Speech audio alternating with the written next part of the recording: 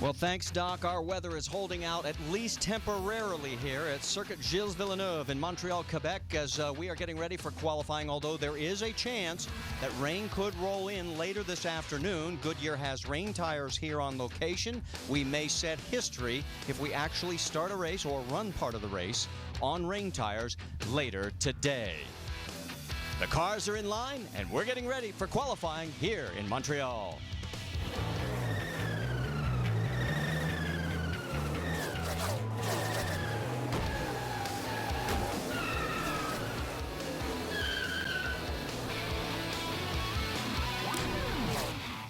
And we welcome you to Circuit Gilles Villeneuve, 2.71 miles, 14 turns of the most treacherous, hardest braking racetrack you'll find anywhere on the planet. And it is stop number 23 on the 35 race schedule for the NASCAR Nationwide Series.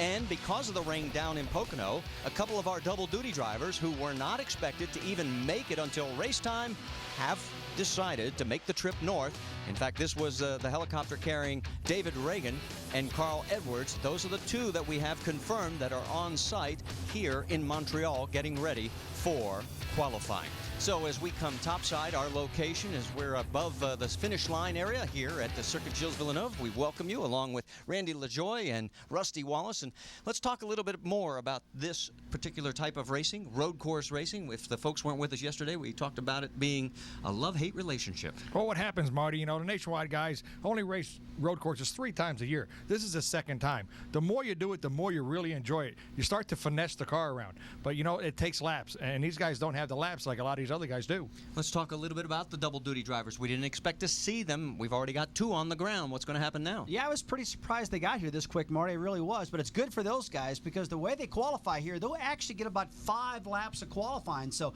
if they don't get it done in the first corner, you know, they'll get better and better as the session goes on. Before, they were going to have to start tailback. This time, if they do get a good qualifying run, hey, they can start where they qualify. The P&style qualifying. We'll explain what that is all about as we get ready for a very exciting day on ESPN2 and, of course, ESPN. Here's the motorsports calendar as we take a look. We'll have our race coming up at 2:30 Eastern Time on ESPN2. Then tomorrow at 10 a.m., you've got NASCAR Now. And then, of course, Sprint Cup Series action on ESPN at 1 Eastern. And then NASCAR Now will wrap up the day's events for the whole weekend on ESPN2 at tomorrow at 10 o'clock Eastern Time. As we show you some of the beautiful sights of Montreal, Quebec. It is the second largest city in Canada. French is the primary language. And we're ready to go qualifying.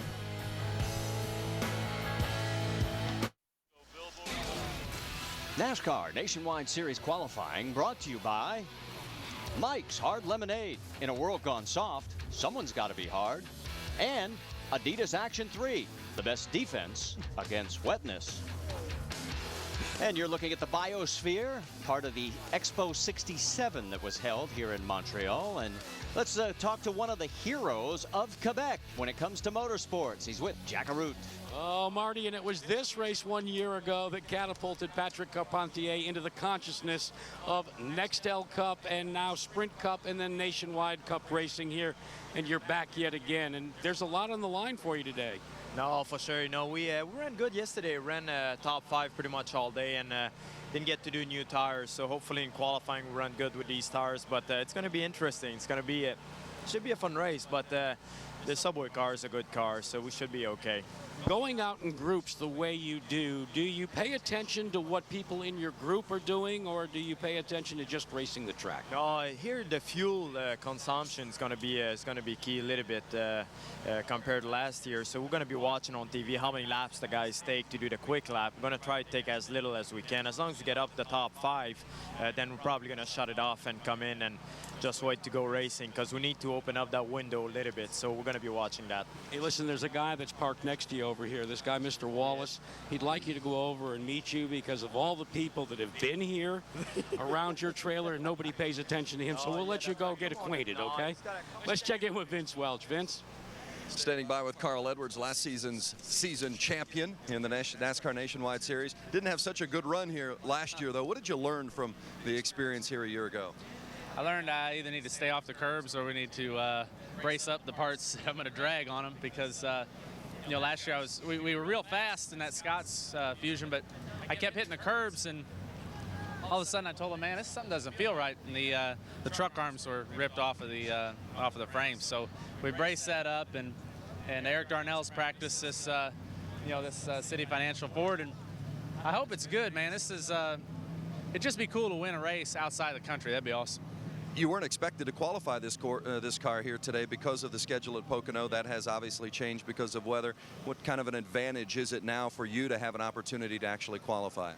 I think it's a pretty big advantage. I don't know how well I'll qualify. I'm going to talk to Boris right now to get a little help, with some braking points and stuff, but at least we get a few laps. So I'm going to go kind of conservative the first lap, second lap go a little harder, and if I make it to my third lap without running off the course, then that'll hopefully be the fast lap. But we just didn't know. I woke up this morning, it was raining. I talked to Jack, and he said, let's fire it up and go up there, and we made it. Good deal. Carl Edwards, Marty looking for a sneak peek here during this qualifying session. And the way qualifying works, it's groups of 5, and you get a total of 9 minutes, which will be about 5 laps. The final group, the fastest group, we go from slowest to fastest, we'll have the guys that'll be going for the pole. Stay with us. 2, 1, go Mark. Take a look at Mike Wallace having some fun. You have to understand, Patrick Carpentier and Jacques Villeneuve being from Quebec, right here, I mean, they are like, they could walk on water with the fans here. And if they're out front, you will hear the fans around this racetrack. Andrew Ranger won the Canadian Tire race just about an hour and a half ago. He will be in our race this weekend. He's going to try and qualify. And you should have heard the hometown fans cheering for Andrew in his second Canadian Tire victory. All right, our first group is getting ready to roll out onto the track. Now, the clock, the 9-minute clock, will not start officially until the first car comes all the way around the track and hits the start-finish line, because it will take about 1:45 for them at speed to get around the track, a little bit quicker than that. You see that This group, it's 4 guys. looks like the 62 has pushed back. Brandon Witt will go to the second group. So now we'll have Morgan Shepherd in the 89, Wheeler and Trevor Boys in the 0 and 01, and then Dale Quarterly, who did not practice yesterday, guys. I don't believe he's in the 5 car either. No, I think it's the 84. Yeah. The 5 car would be a rocket ship for him. Correct. And these guys right here, guys, were the slowest yesterday in practice here at Montreal. So I don't expect any real big numbers out of these guys, but you never know. They can stay on course, and I expect the second and third lap to be quicker and quicker for these folks. So we'll just have to see what happens, Randy. But I think the key thing is for these guys just to stay on the course. It's going to be easy for them to get off course here. For all these groups, and Dale Cautley's in this, and he's a motorcycle racer champion.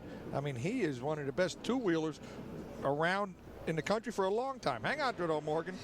Now, that's the stuff you don't want to do, is use up too many curves, get on top, get sideways. That was entering turn 13 and 14. That's the final corner coming right at the start-finish line right now. So these guys are under green at the moment. Clock has just started. Just started with that pass by Morgan. He's down into turn 1, way too hot. And he missed turn 2, so now what happens? Well, you're supposed to come to a stop and rejoin, but I don't think it's going to much matter. Maybe that's why they should have practiced yesterday. It will not be his fast lap, let's put it that way. So the lap will be disallowed. We've just gotten official word from NASCAR. And we'll probably see a little bit of this happen, Marty, throughout qualifying right here. These tires are pretty cold right now when they come to the line to take the start of the first qualifying lap. So they'll be slipping and sliding around a lot. And if they do get off course, remember, they're going to be out there for about 9 minutes, about 5 laps. And so they just need to do the best job they can do with the amount of time they're going to have. That first one from Morgan's gone. He's got to make it up in the second one now. Let's go back and take another look. Hey, he whistled it into 1, and he's like, okay, there's the corner, and I'm not going to make it. So at least they have a little runoff there, and they let you at least join the racetrack back on. But I'm sure these guys were told that if you do run off course, you shorten the course, your time will be disallowed. So lap number 1 will not count for Morgan as he continues around this 2.71 mile out. This is the hairpin at the far end of the race course. More of a paper clip. It's very tight. Yeah, it's very, very tight corner. From this point right here all the way down into turn 13, guys, is really long. It's like 1.2 miles. Cars reach about 165 miles per hour. So you see Morgan coming down that long straightaway right now. He's going to be hard on the brakes, out of high gear, down to third gear, down to second gear, and hard on the brakes when he enters his right-hander coming up. This would be turn 13. If you go straight, you pull into pit lane. Then turn 14 and you head towards the finish line. Took a lap around here with Mad Max, and he was telling us that, you know, he stands on the brake pedal twice, and it's going into this last corner. Now, guys, this is one thing that if I was qualifying, I wouldn't want to have happen to me. You see the car behind Morgan Shepherd catching him right now. He could definitely hold up Morgan's. I mean, I believe this is Dale Quarterly. Wheeler Boys. No, Let's take a look. We get a good number on him. To 0. Wheeler Boys, Trevor Boy's son. Okay, well, he's running up on Morgan right now, and that's definitely going to alter his lap. He's on the throttle. You can see Morgan slowing him up, and man, he's got to get around him really quickly right now if he's in a good lap.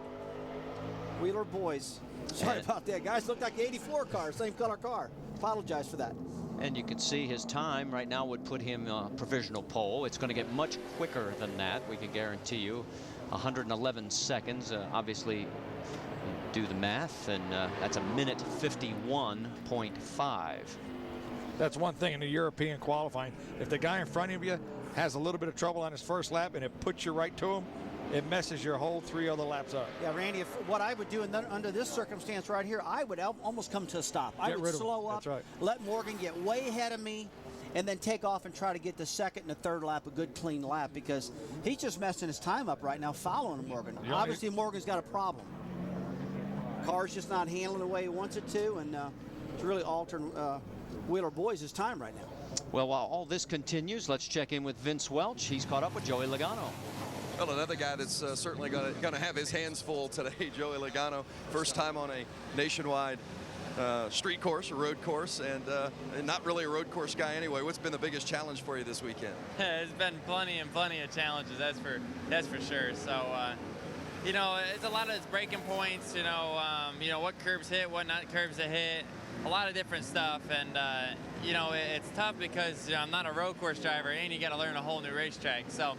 It's trying to get a hold of 2 different things at the same time, and we'll get a hang of it here. It seems like, I mean, practice we're kind of a 15th place car, 10th, 15th place car, somewhere in there. So hopefully I learn a few things and we'll get it going. We'll get the old GameStop Toyota going again and see if we can come home with a decent finish. You guys keep it on the racetrack. That's the biggest deal. Crew Chief Dave Rogers said you made a lot of changes between yesterday and today. What are you looking to gain from those changes?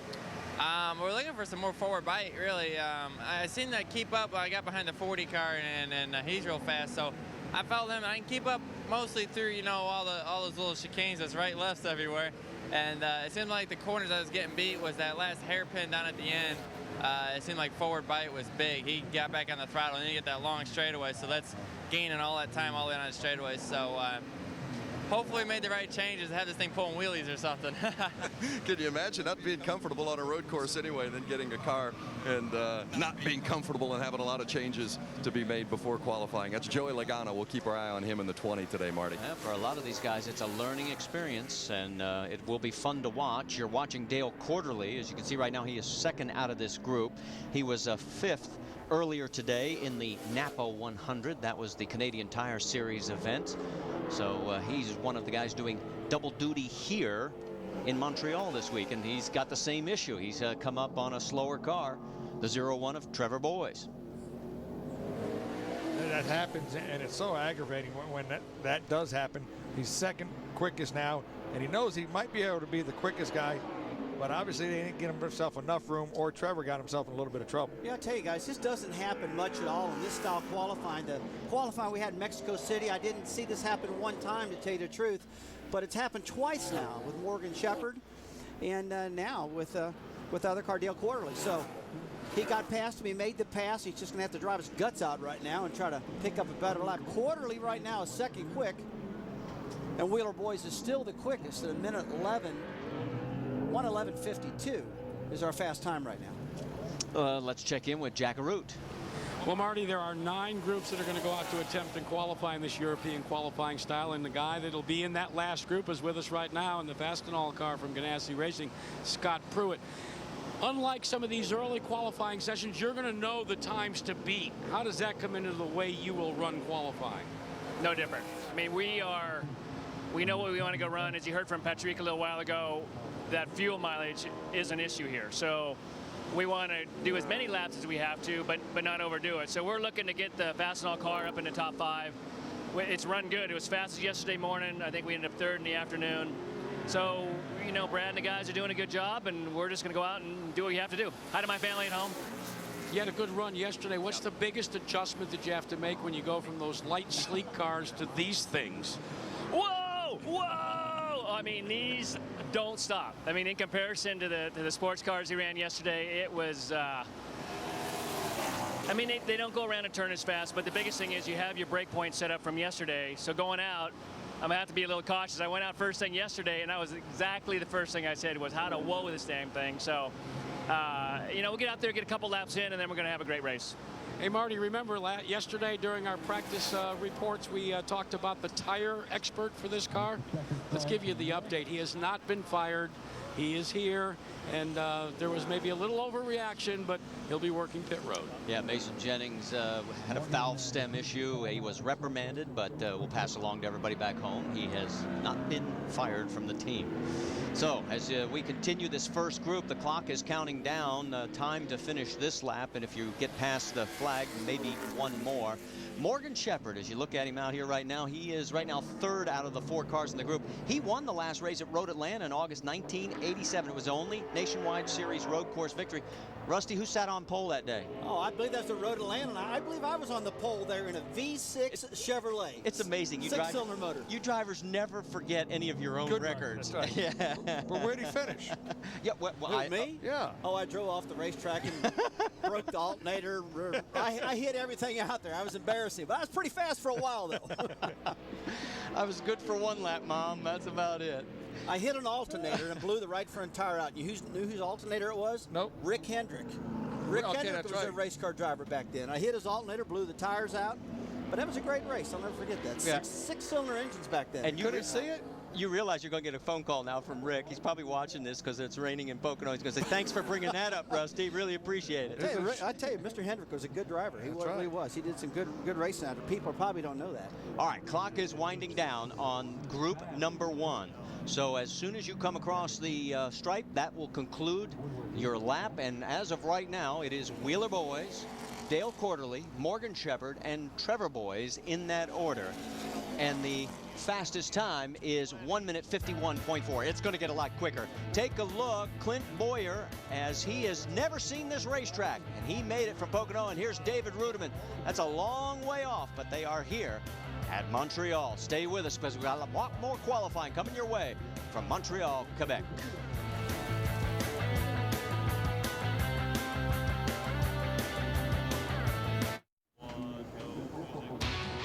After his win last weekend, can Jimmy Johnson make another statement, or will the always dangerous Kyle Busch answer back? It's the NASCAR Sprint Cup Series at Pocono, presented by Cheez-It on ESPN tomorrow. Our coverage begins with NASCAR Countdown at 1 o'clock Eastern.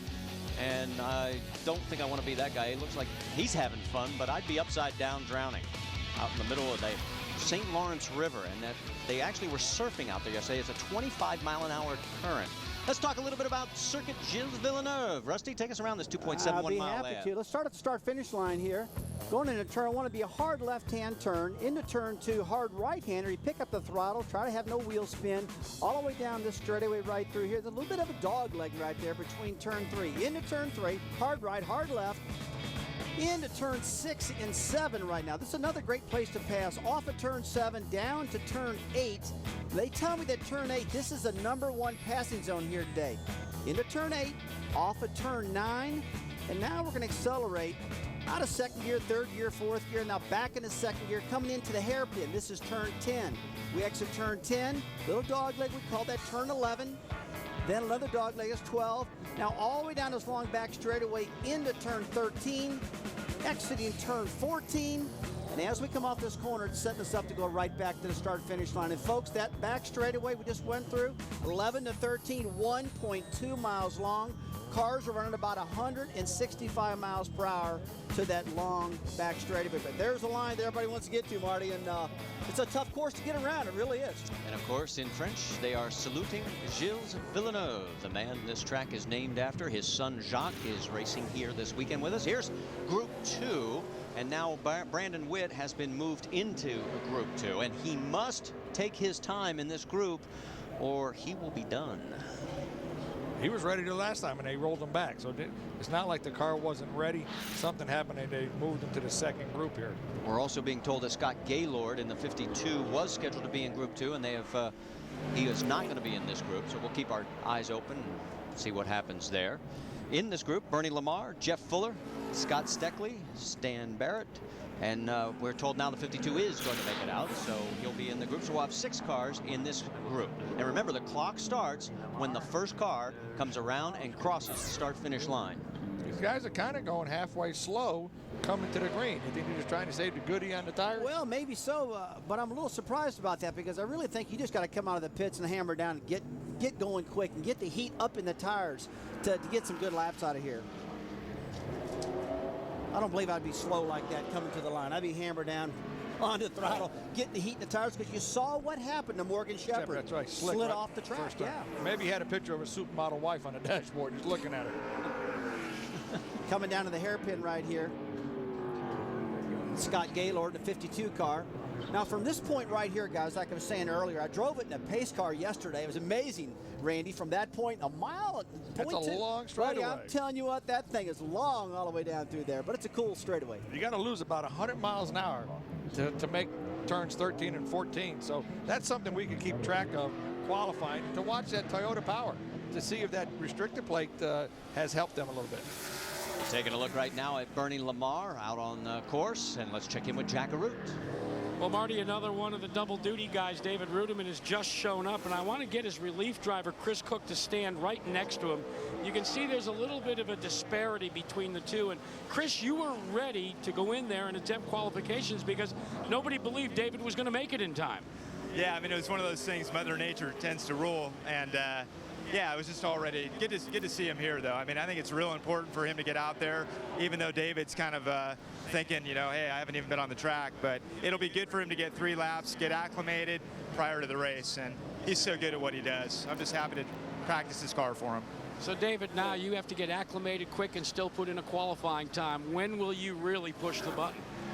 Yeah, probably not till the green comes out. I mean, all in all, I mean, we just go out there and, you know, get some laps, like Chris said, get acclimated, trying to figure out my shift points and all the stuff I got to do, and you know, don't try not to do anything stupid in qualifying with the thing, which you know, I'm prone to do stupid stuff anyway, even without. But I mean, you got to look at, I mean, take a look, all that foam right there. All that stuff was in the bottom of the seat. That's how much we had to put in there to get Chris up there, and he goes out and does a phenomenal job, and he's been a big help this weekend. So the guy we're putting in the car now is not as good as the guy that's coming out of it, I can assure you. He's done a great job. Yeah, but Marty, he's taller. Well, and a lot of the guys always talk about, you guys talked about Pocono being like a road course with the way it's set up, so it's, you know, with the tunnel turn and everything else. Yeah, when you go through the tunnel turn of Pocono, I mean, that's a pretty tight corner right there, and you got to kind of negotiate. A lot of people say, oh, it's kind of like a miniature road course. Trust me, it's not. Yeah. Bernie Lamar currently taking over the provisional pole at 107. We could ask that to Clint Boyer, because Clint's never seen this place. And we'll say, well, you know, they say Pocono's close to a road course. What do you think, especially after qualifying here? That 107 seconds translates into a 1 minute 47 second, 0.6 lap. Now you see this second group of cars is just much faster than the first group, and it's going to continue to do that all the way probably till we get our last group. I'd say the pole sitter is going to come from that very last group, guys. They were fast yesterday. Bernie Lamar used to drive for Kevin Harvick when he first started, and Kevin's startup nationwide team did a pretty good job for him. And then Kevin made a decision to go another direction, but Bernie's been searching for a full-time ride. Got a lot of heart. This kid really wants to do good for somebody. Taking a look at Scott Gaylord right now. He has 11 Nationwide Series starts. 5 of those came on the road courses, and he finished 5th here last year. Avoided all the wrecks, and that was awesome. While we watch Scott continue around the course, let's check in with Vince Welch. Marty, here's an interesting situation. The 11 car, the incredible Pizza Chevrolet, driven by Jason Keller. Now, if you follow the NASCAR Nationwide Series, you know that Jason Keller has more career starts than any other driver in series history, 444. But it's his first time here in Montreal. So, look, the guy with the most career starts in series history is running with rookie stripes here today at Montreal. Come on, let's go over here and talk to Jason and see what it feels like to to maybe be a rookie again. We step in here and now over 440 starts, and then we see those rookie stripes on the back. When was the last time you had rookie stripes on the back of your car? It's been a long time, but I can tell you this: I felt like a rookie yesterday. This is a definitely a tough racetrack, and never really felt like I got into a rhythm. So hopefully today, after I slept on it, had a conversation with my son Joe. I've always told him, just concentrate. So he had to preach to the choir last night and tell me to concentrate on what I need to do today. So I think we'll be okay. But it's something good to talk about, but I definitely felt like a rookie yesterday. When you talk about the rhythm, is it the rhythm in braking, the rhythm in shifting, all the above?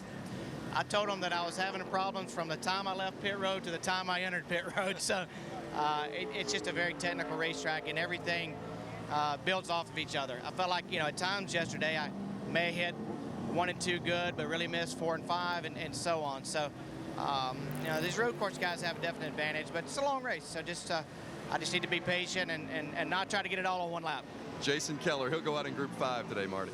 444 starts, 12 of them on the road course. His best finish, 5th at Watkins Glen on the road course back in June of '99, guys. Rusty, how much do you practice? Like he was saying, he went over it all night long.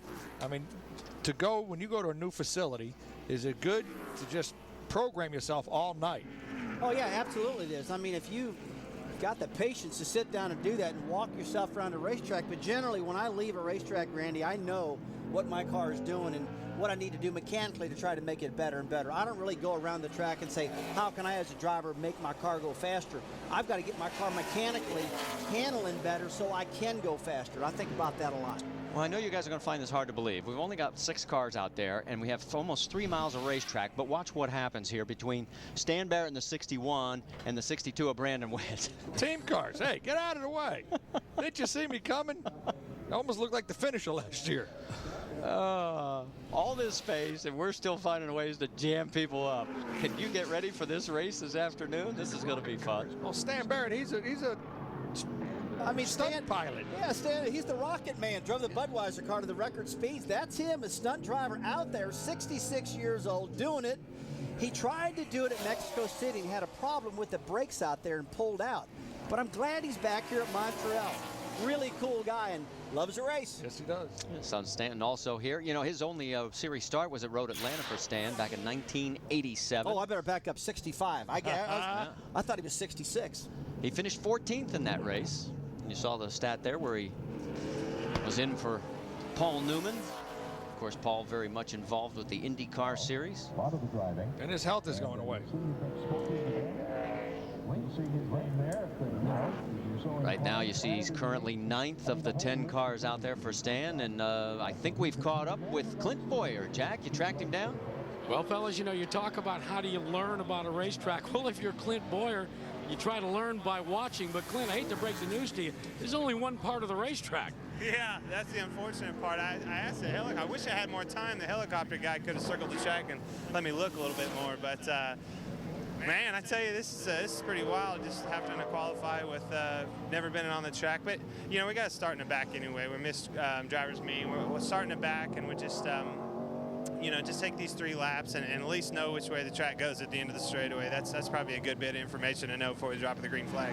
Were you able to discern what the racetrack looked like? Did you use any tools, video games, or anything like that? Yeah, I felt like a 12-year-old this week. I've been over with Ty Dillard Richards' grandson, racing on his little computer game and just trying to figure out the track a little bit. But, it is pretty amazing how far those things have came. But it's never just like, the real deal. But looking forward to it. I mean, it's a challenge today, and as a race car driver, that's what you look for. So does that mean that he smoked you?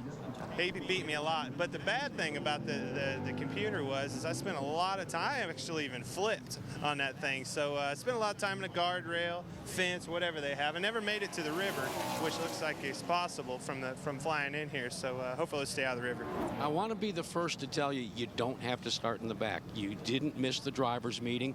You made it in time for qualifying. The way you qualify will be where you start. let me just add a little more pressure to your first time out. That was probably Will's way of telling me to not push it. Kind of blew that for him, didn't I? Yeah, gee, thanks. But no, it really doesn't matter. I mean, we planned on, I'm glad that it rained out our practice up in Pocono, so I didn't take away from my Cup guys, and we'll just have fun with it today. Go back to studying, will you? The drivers' meeting is at 2:30, so yes, he will make it in plenty of time as you continue to look at Stan Barrett as he stays 9th. Right now, Bernie Lamar is the man up front of the 10 cars that have taken official times, and the clock is winding down on this group. Tell you what, Bernie's got the pole by a pretty big margin, 107.69 to second place 108.99 of Brandon Witt. So pretty good job out of him so far. And what about Stan Barrett?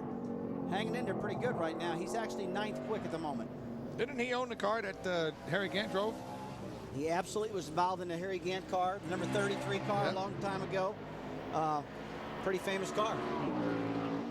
Well, as all this action continues out on the track, we are getting ready for the next group because 2 of the drivers who are doing double duty will be in that next group. Carl Edwards and David Reagan, and they did make it, so it'll be fun to see what happens there as Stan Barrett tries to chip away and get his lap times a little bit quicker, get himself potentially into a better starting position. Give you an idea, last year's pole time was 102.086 seconds, which is a minute 42.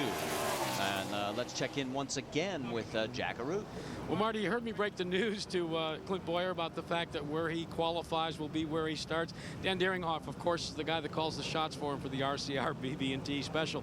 He didn't want Clint Boyer to know. As soon as he saw his interview, he says, "What did Jack just tell him?" And when he was given the news, he goes, "Oh, man, I didn't want him to know." Crew chiefs. Yeah, you never tell the driver all of it. Yeah, never tell him the truth. Always give him the misinformation. Try and keep the pressure off. All right, so this session is now over, and it's Bernie Lamar up front. Here come the double duty drivers, and in Group 3, you'll see David Reagan and Carl Edwards when we come back to Montreal.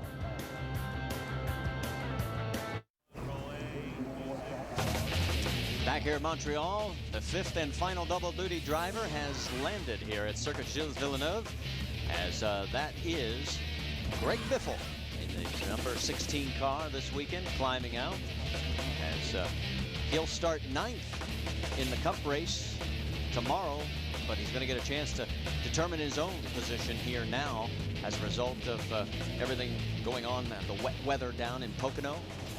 And as we're getting ready for the 3rd group of qualifiers, let's quickly check in with Jack Arute. And I'm with a guy that is never at a loss for words, and he has probably got more of an assortment of cars that he's driven this year, both on super speedways, short tracks, ORP last week, dirt tracks, and now you're going left and right. Kenny Wallace, what's the key here at this circuit?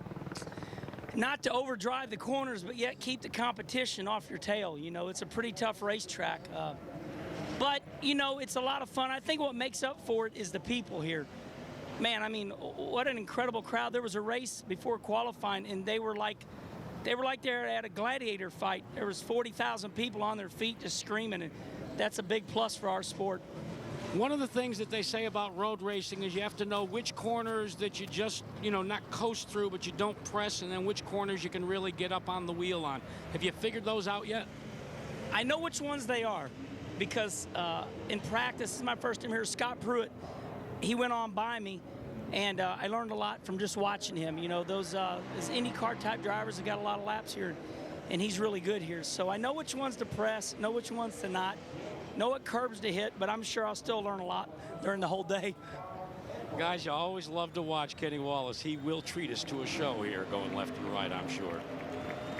And he'll be the next group out as we're getting ready now for Group 3. They are on their warm-up lap. You can see it's Derek Cope, David Reagan, Don Thompson, Kevin O'Connell, and Carl Edwards. Now, of course, Reagan and Edwards did not practice their cars. Augie Vidovich ran the 31st quickest practice time for the number 6 car, and Eric Darnell the 34th in the number 60 car. And I think the crew guys probably told both of those guys, give yourself a lot of room We've seen guys holding up other guys. You guys need to learn this track again. It'll take you 1 or 2 laps. But then again, we heard Patrick earlier saying this might hurt these guys later today if they do run all the laps and these fast guys only run 2. Looking at Derek Cope right now, you saw him clip a couple of curbs, and the clock is now officially running on group number 3. I'll tell you, Derek Cope in the 49 car, I just never forget the year that he won the Daytona 500 in 1990. What a heck of a race that was. Dale Earnhardt Sr. leading the race, going into turn 3, the right rear tire fails. Dale holds on, and Derek goes on to win that thing. It was a big day for this guy. And he also, that was a good year because he also come back and won Dover in the Whitcomb car. Buddy Parrott was the crew chief. He's my crew chief, too. Buddy Parrott, really good. In fact, he's here, Buddy Parrott is. Is he? Awesome. Yeah, he's helping Scott Pruitt out in the 40 car this weekend. So his son's also the crew chief on that car. Yeah. Brad. And I think that's where Brad got the little temper yesterday from his dad, because you probably never seen Buddy's temper, have you? Oh, Brad got upset. He's so meticulous and focuses so much, and the valve stems got left loose on the front tires. He really got violent, and not violent, but really got upset with the tire guy, rightfully so. I mean, Scott Pruitt said there's something wrong with his car, and they found the stems loose. Brad got upset, and we kind of blew the story out of shape because that's what we were told. And the crew guy did not get fired. He's okay. All systems go. Well, he's okay for now. For now. Yeah. Chip hasn't gotten a hold of this whole deal yet, so we'll find out what happens when he gets back home. I'm sticking up for Brad Parrott in this one. Oh, take a look at this. Well, we got a little spinning action going on here in group number 3 as Don Thompson goes around, and he gets it back underway. Go back and take another look. Oh, baby, just gets loose, gets out from underneath them, and that looks like that was entering turn 6.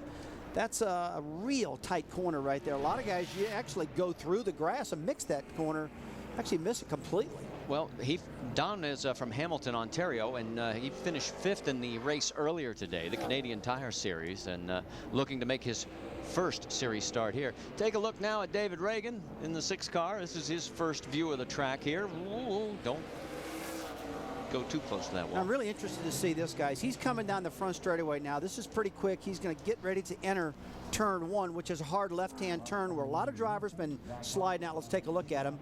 Okay, makes that corner good. Perfect turn into turn 2, right on the bottom. Tell you what, he's really got himself patient right now, bringing those tires up to speed. The car looks real good. I like how the attitude of the car is. High speed now into turn 3. Let's take a look at this, Randy. Another good turn. Looks real good at the moment, guys. It really does. For a fella who hasn't practiced at all, doing a great job. Now, this turn coming up, this is a hard left-hander, turn 6. Very tight. Almost tighter than 90 degrees. They actually get off right there. He does a good job.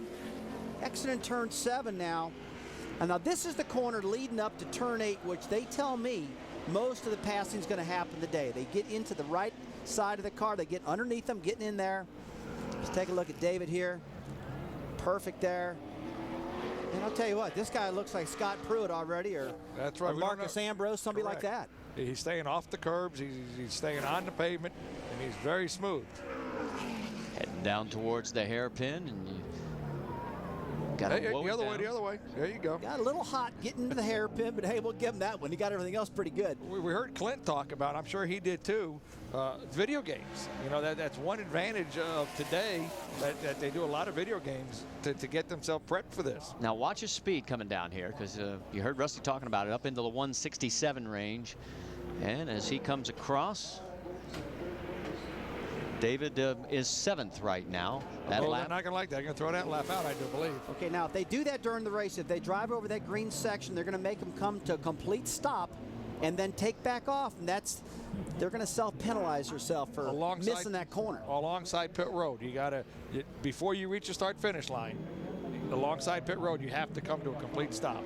And Randy, if they blow that during the race, I mean, and they don't stop, NASCAR will bring them in and penalize them on pit road. And, buddy, you don't want to have that happen. That'll cost a lot. All right, let's check in on Carl Edwards. Right now, he is 4th on the charts. Bernie Lamar still holding down the provisional pole out of the 15 cars that have taken official times. Let's watch Carl's lap now as he goes around this 2.71 mile layout. We know this guy knows how to get it done, and just like David Reagan, they're going to have to use all these laps just to build their speed. Good turn 1. Hey, the other way, the other way. There you go. Got a little hot getting into the hairpin, and he's very smooth. Got a little hot getting into the right side of the car. They get underneath them, getting in there. Let's take a look at this, Randy. Another good turn. Ooh, really used up turn 2 right there, all over the curbs. Didn't upset the car, though. Looks good still. Jack, you've got more on the 60 car? Yeah, actually, you guys are talking about video games. We're talking about the sophistication that has taken place in racing, and it's one of the co-owners of this team that accounts for it. There's a group out of Massachusetts that was headed by John Henry himself that formed a group called iRacing.com. They came up to tracks like this all over the world, and they mapped them with CAD/CAM technology. So when when drivers want to play a video game, it's not with a hand controller like you and I deal with. It's actually in a pneumatically driven seat with pedals, with shifter and everything else, and it can come as close to a flight simulator, Rusty Wallace, and I'm sure you spent some time in those, so you can get the feel. And Roush Fenway Racing is one of the groups that actually started this iRacing.com. So Jack, Carl Edwards was actually able to run this Montreal race on this computer you're talking about before he came here. Is that correct?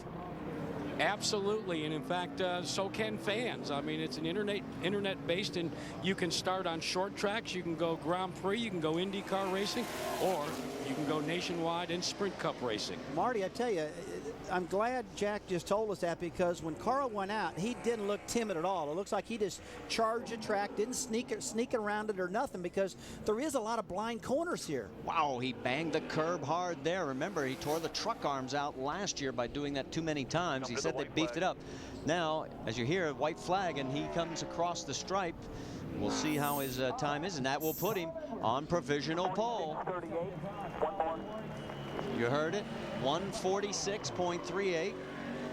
Carl is very aggressive. I mean, he had one of the hardest wrecks I've ever seen in Mexico City a couple of years ago qualifying. Now he was just on the gas. Randy, that speed Carl just did, that was a 106.38. To put that in perspective, yesterday in final practice, Marcus Ambrose was a 103, so he's actually 3 seconds off still. Yeah. He's on the pole, but they got to pick up a ton if they're going to think they're going to get the pole. But here's the difference. Right now, if nothing changes, he starts 15 positions better than he would have had he not shown up until the race. Hey, absolutely. It's definitely a gainer getting out in the car. I expect this lap coming up right now to be faster yet. Carl's qualifying effort here last year was a 103.785.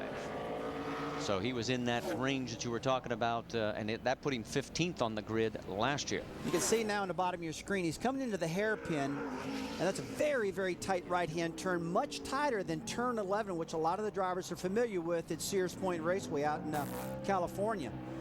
This is setting up to the long back straightaway right now. I'm interested to see the miles per hour. David Reagan was right at 165, 166. Let's see if we can build some more speed here with Carl Edwards. Well, he's 0.6 of a second quicker than his current best lap. And remember, Carl's got 15 victories in the series, but none on the road course. His best road course finish, 3rd at Mexico in 05. And here he comes, see if he can improve. Looks like he's going to. Oh, maybe. This is going to be a lot better. Almost 0.8 of a second quicker as the checkered flag comes out, and Carl drops it down to 105.5 seconds. So that is a minute 45.51 after you do the change, and he is in very good position right now as Jack Arute is caught up with one of his teammates at Roush Fenway.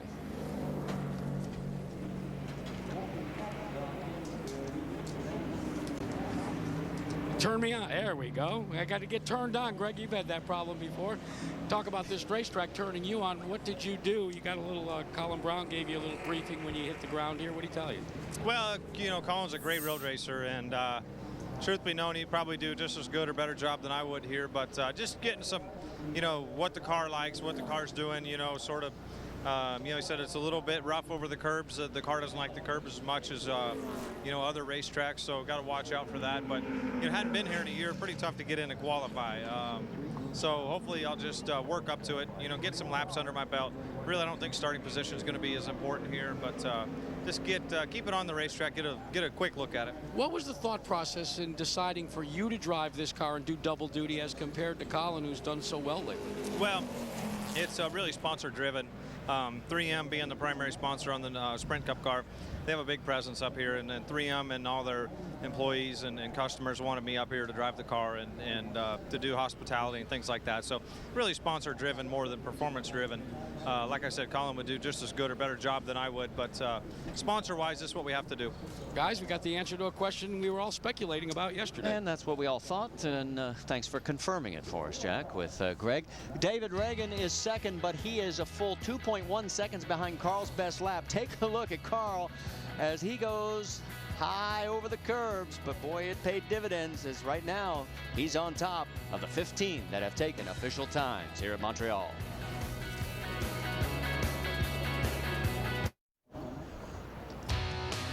Well, back here at Montreal, we've got a few moments before Group 4. Our European-style qualifying comes out, gives us a chance to talk about the weekend calendar. Of course, we're going to have our race from Montreal here on ESPN2 at 2:30 today. And then NASCAR Now at 10 a.m. Eastern tomorrow. And then also at 1 o'clock Eastern on ESPN. It'll be the Sprint Cup Series from Pocono. Hopefully the rain goes away. And then NASCAR Now will wrap it all up tomorrow night, 10 o'clock Eastern time on ESPN2. Let's check in on Jack Arute. And Jack, the clouds are starting to build. Yeah, Marty, in fact, you alluded to it at the open of the show that inclement weather is on the horizon. So what will the Nationwide Series do? Well, you're taking a look at Goodyear's Eagle rain tires. Now, this is the intermediate rain tire. And if you move over into the center section here, these are the full-blown rain tires. Now, so far in NASCAR, they have only been run once in an exhibition race in practice in Japan. They've never come into play in a road course in over 7 years that Goodyear's been carrying these tires around. It'll be interesting with the forecast for some heavy thunderstorms during the Nationwide race itself later today, whether these teams will have to go to these grooved Eagles or not. And if I'm not mistaken, you guys both were involved in that one exhibition. Yeah, I qualified, and we did. Maybe that was a set of tires. I don't know. They've been around for a long time. Well, while this group gets out on its warm-up lap, Jack brought it up. Guess what? Here's the video from Suzuka. Oh my gosh! 1997. Can't believe you guys found that. It was fun to watch because you see a lot of this stuff. The windshield wipers they had on the car, they had them on the roof. They had them on the wrong locations. Guys are going up with the windshield out of the way. Now, this was a practice at Watkins Glen, and I guarantee you, if it rains here, there's going to be a bunch of drivers that would like to have tank treads, not tires. I'll tell you what, that was a lot of fun. When we qualified in the rain, I actually did it in Suzuka. I think I qualified second or third, and I know I was scared to death when I went out. I'm going, how do I do this? And they said, well, just run out of the groove in the dirty portion of the track, and it worked. So, tell you what, if we race in the rain today, these road race runners are probably going to put it on some of these regular guys. Yeah, they'll have it by at least a lap or more, but let's worry about that when we get to it. Let's take a look at young Landon Castle now, the 19-year-old, as he's in the number 4 car, the team car to Mike Bliss and Miccosukee Resorts. Yeah, we're used to seeing Landon drive the number 5 car, the Dale Earnhardt Jr. Hendrick car, and he's not in it for the road races this week, which is a little surprising to me. Well, when you have Ron Fellows in the wings and Landon, they say, okay, let's get Landon with Phoenix Racing. Every time this kid gets in a race car, he gets better and better. The more laps he gets, the better he gets. Well, he's finished 23rd back at Mexico after starting 41st in his only other road course start. While all this goes on, let's check in with Vince Welch. Interesting looking at that rain tire video of Carl Edwards. That looks like fun. That's kind of fun in a sick sort of way, isn't it? Yeah, it'd be fun. I did it one time in a baby grand car at Hallett, and we ran real well. But before us, I was just talking to him, and he assured me that we do not want to run in the rain here today. But I guess whatever it takes. I'm just really proud of all my guys, Eric Darnell and Colin and Boris and Drew and everybody for getting this City Financial Ford, good enough to where I can just go out there and kind of run around.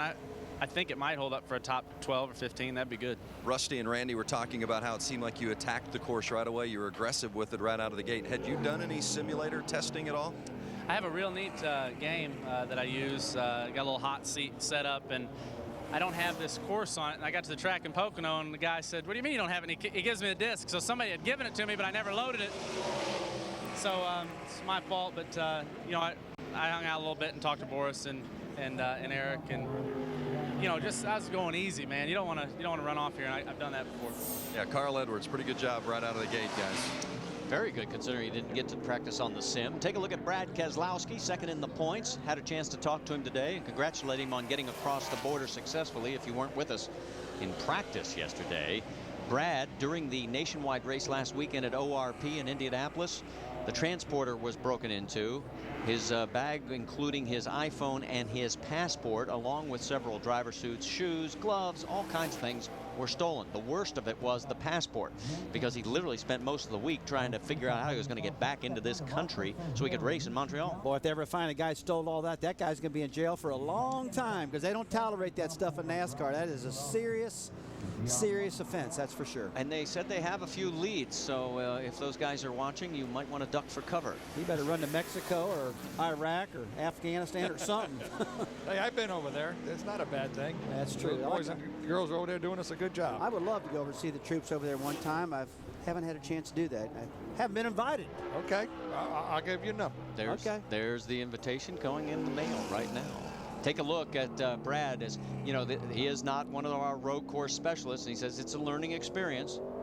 But this is a very important race for him, because Clint Boyer has never been at this track and has not been out on it. If he could perhaps finish ahead of Clint, pick up a few spots. Absolutely. And Clint, I was talking to his crew guys earlier, and one of the things that you really have to be careful of as being a driver is being negative. The negative you get, it seems like the stopwatch slows down. So the more positive you get, the faster you get. And Brad's very positive here, that's for sure. A little hot into 13. Take a look now at the man who just moved into the number 5 spot. In fact, check that. Coming across the stripe, Kenny Wallace has just jumped up to number 2 with a lap of 106.73. That's a minute 46.7 when we do the recalculation.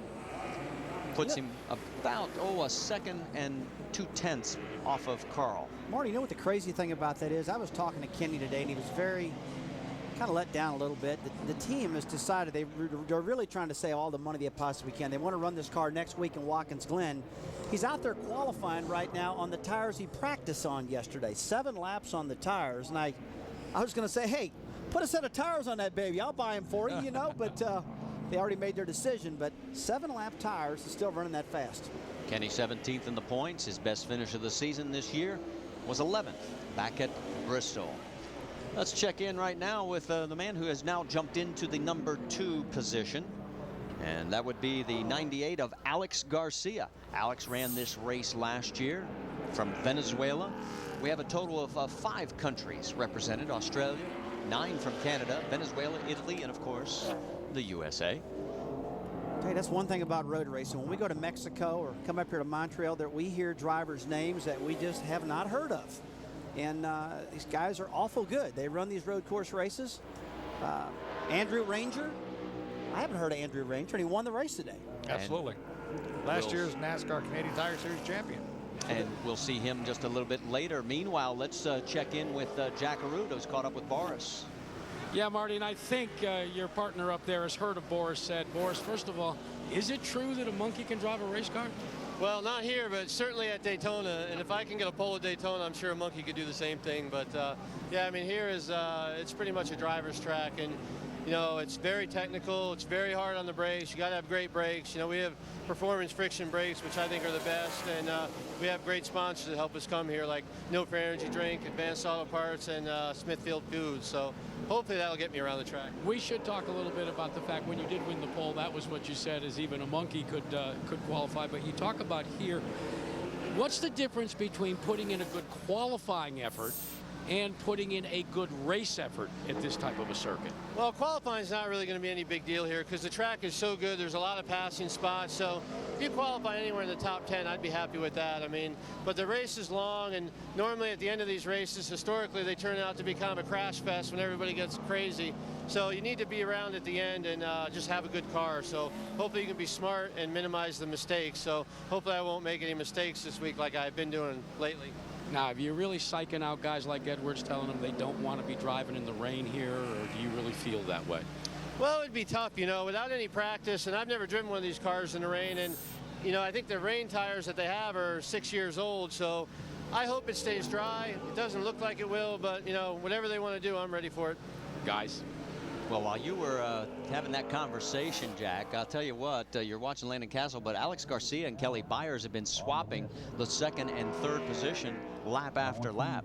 And right now you can see that Landon Castle is now just jumped up to the second position as well. So he gets into the mix. So this is what's fun about European style qualifying, the leapfrog effect that we see. I was talking to Scott Zipandelli, crew chief for Kelly Byers, which is a teammate to Marcus Ambrose.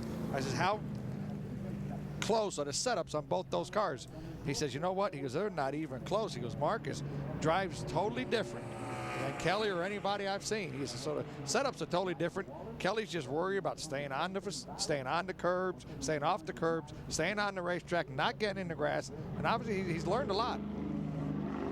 Tell you what, old Castle landed, had a great qualifying run there. He's only 0.4 of a second. I mean, behind Carl Edwards, awful close. So great job he did. Here comes the checkered flag for Alex Garcia. So his last lap, as he does not improve, he'll stay in the number 3 provisional spot. So right now, Carl Edwards is the quickest of the 20 cars that took official times. Landon Castle is second, and then Alex Garcia, followed by Kelly Byers and Kenny Wallace. That is your top 5. You can see the rest of them across the top of your screen, as we now have completed a total of 4 groups of the 9 that will qualify. And you can see the clouds are beginning to build as these cars are on the cool down lap, and there's Carl and Boris trading some more notes. Boris still to come here at Montreal as qualifying continues.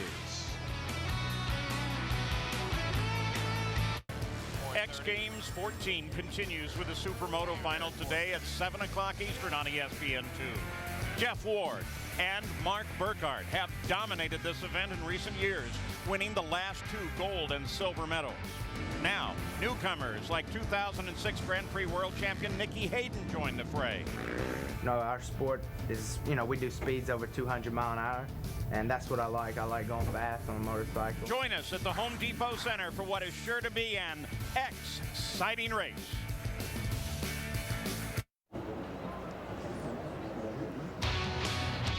So that's just some of the excitement that you'll see on X Games 14 as the schedule is long and action will continue.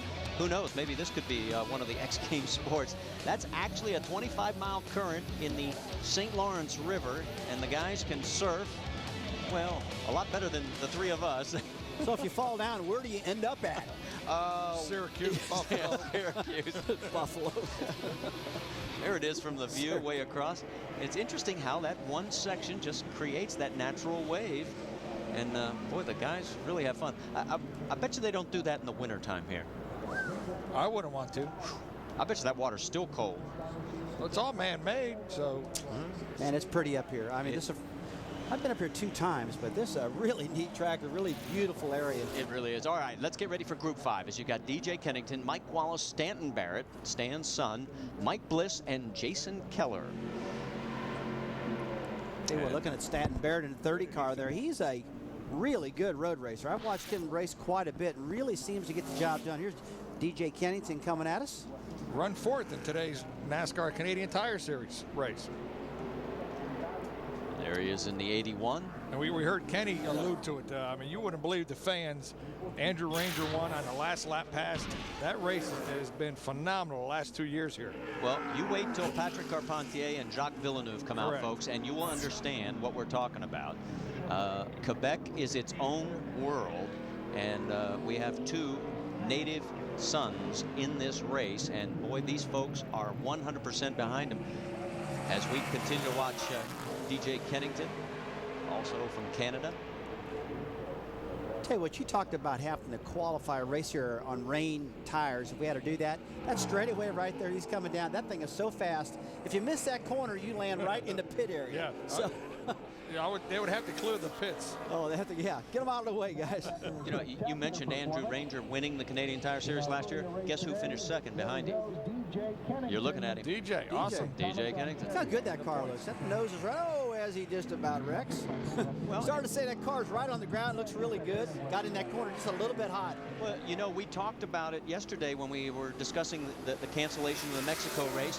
The fact that the series down there is now up and established gives NASCAR a stock car presence down there. That's exactly what's happened up here. It's happening down there.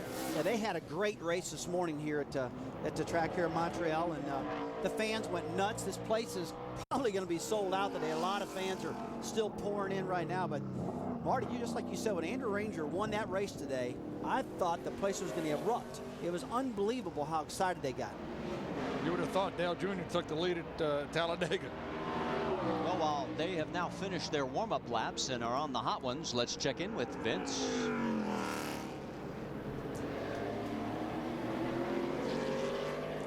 Landon Cassill, second quickest so far here today. You took a big chunk off your best practice time.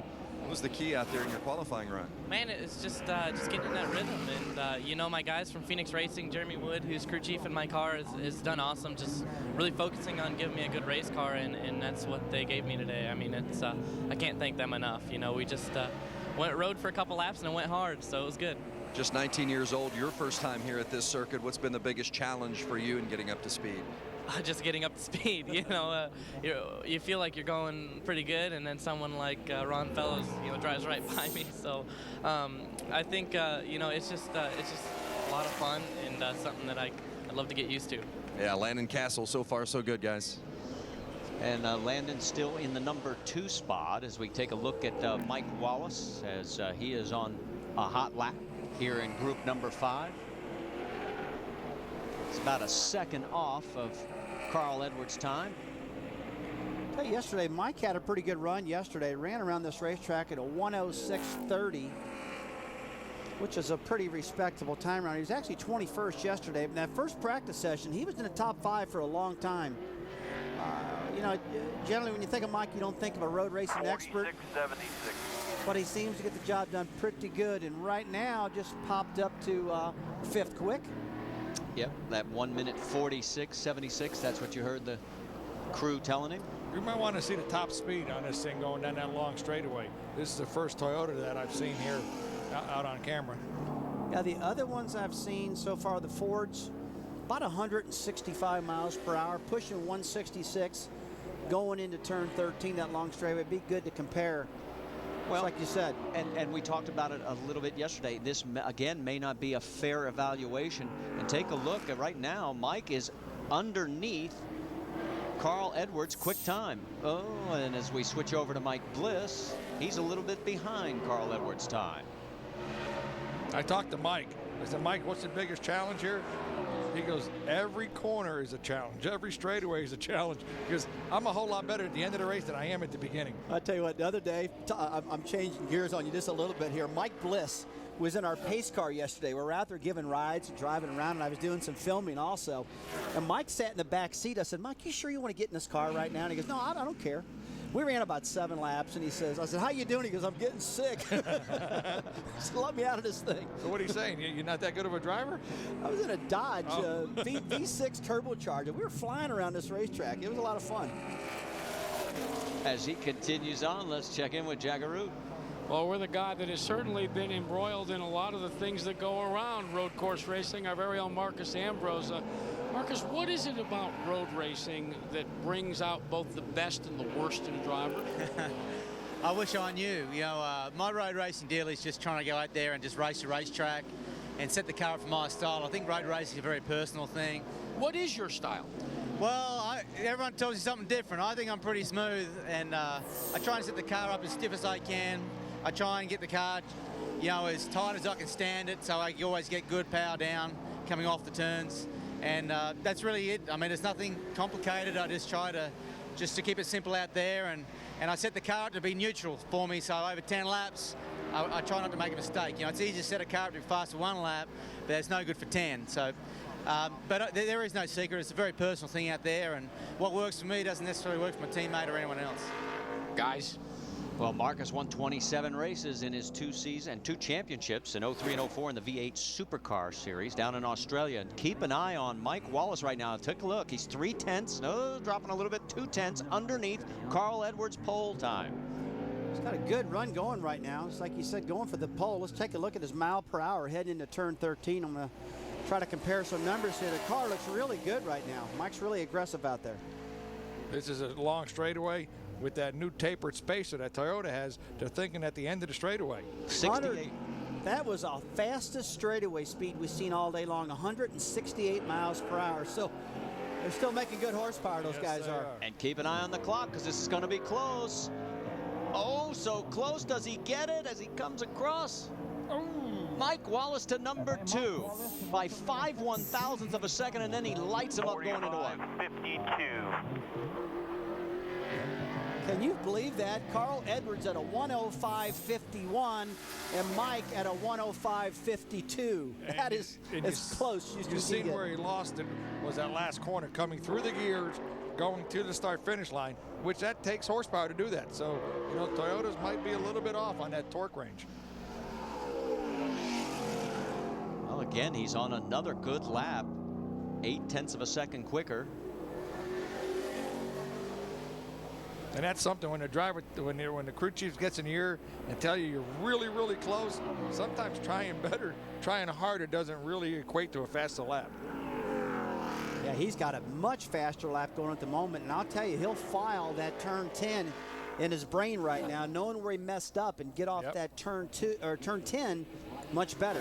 And if he gets off faster yet, that straightaway speed's going to be faster yet. This is where he lost a good bit of it last lap, and it's dropping down again. But there, now it's even better. So this is a better lap at this stage. Through turn 10, here he comes down the long straightaway. Watch the speed again.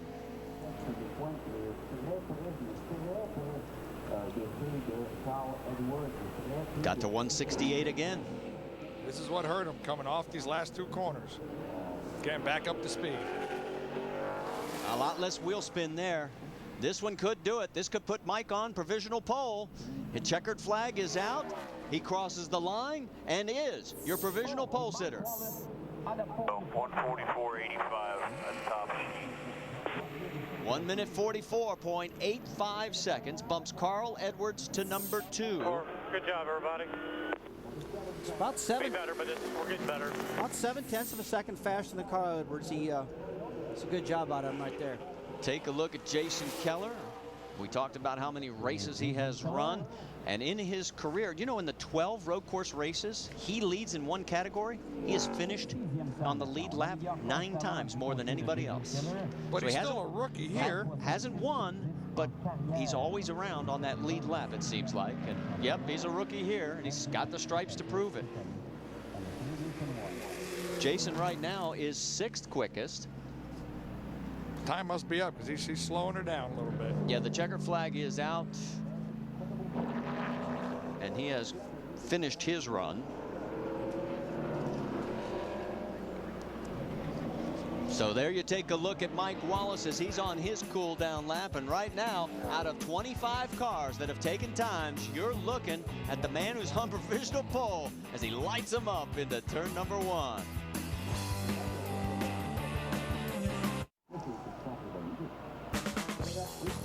Oh, it's been a big sports weekend here in Montreal. Friday night fights were in town last night. In addition to our action, which comes your way next on ESPN2 with The Race, the 08 Olympus U.S. Open Series, the women's tennis, the Rogers Cup, comes to you from Unipre Stadium.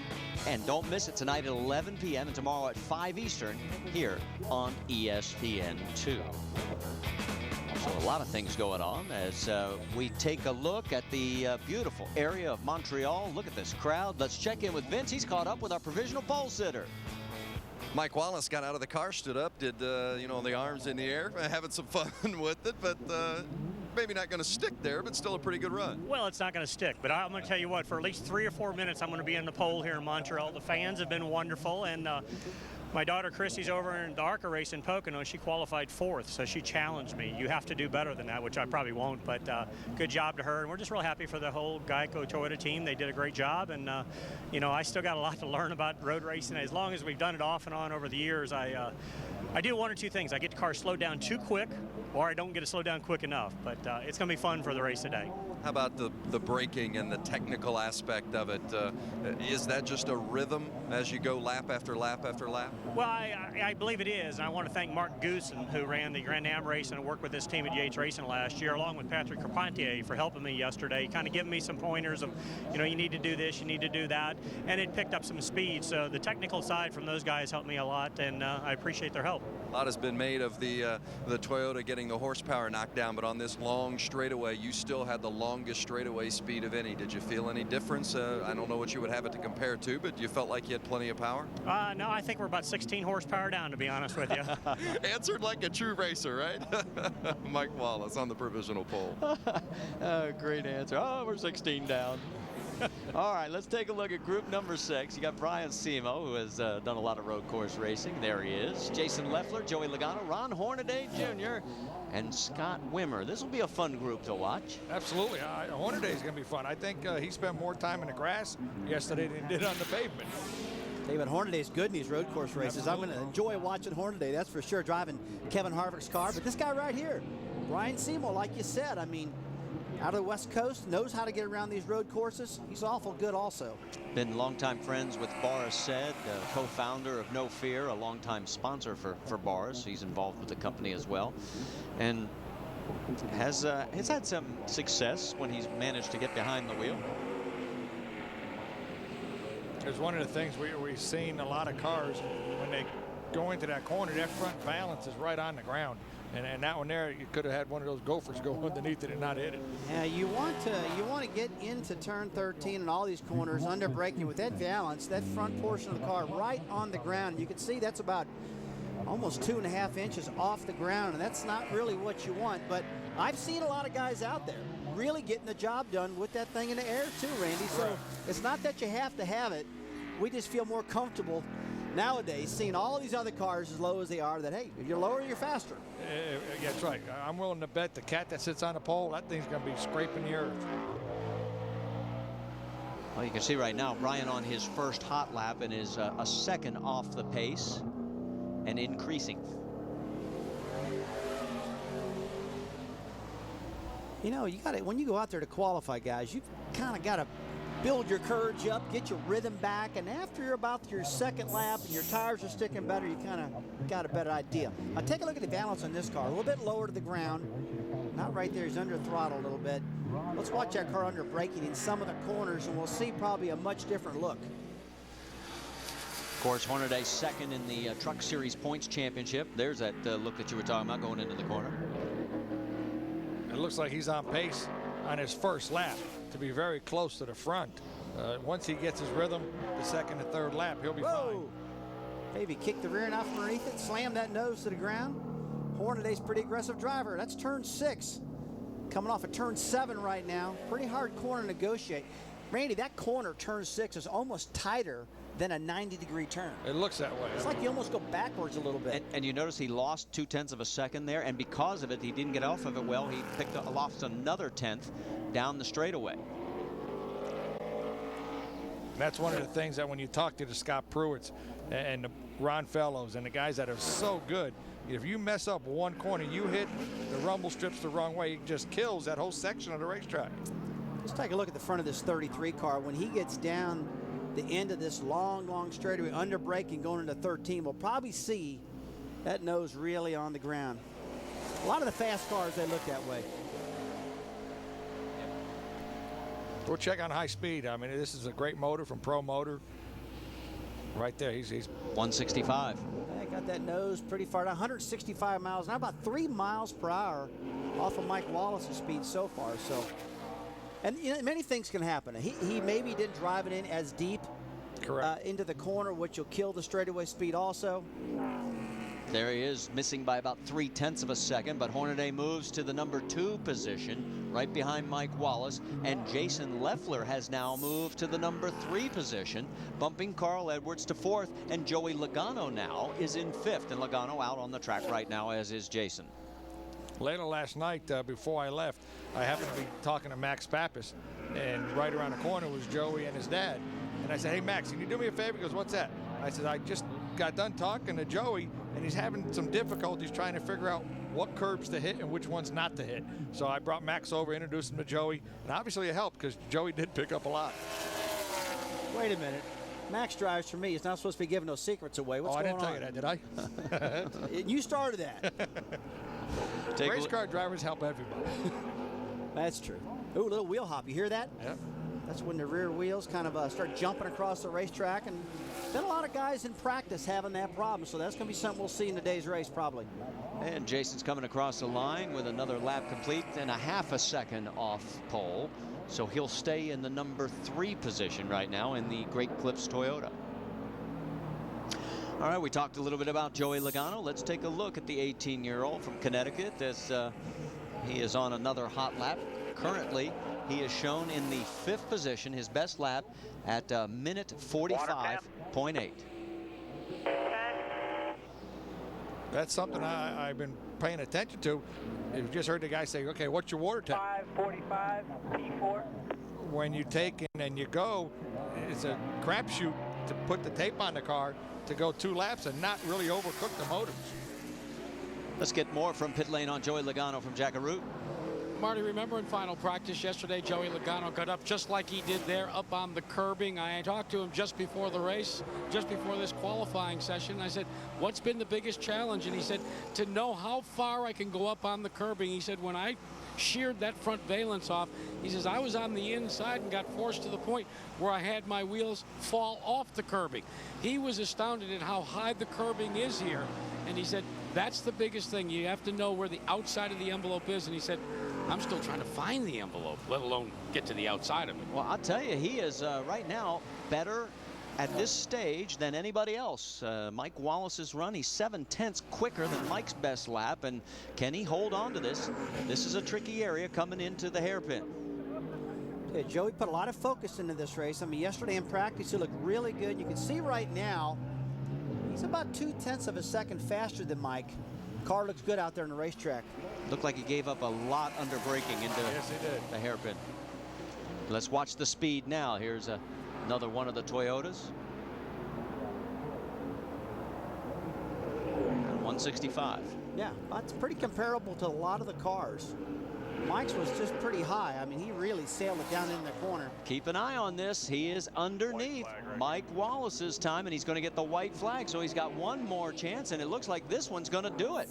So Joey Logano amazes us again. 65 P1. 1 minute 44.65 seconds.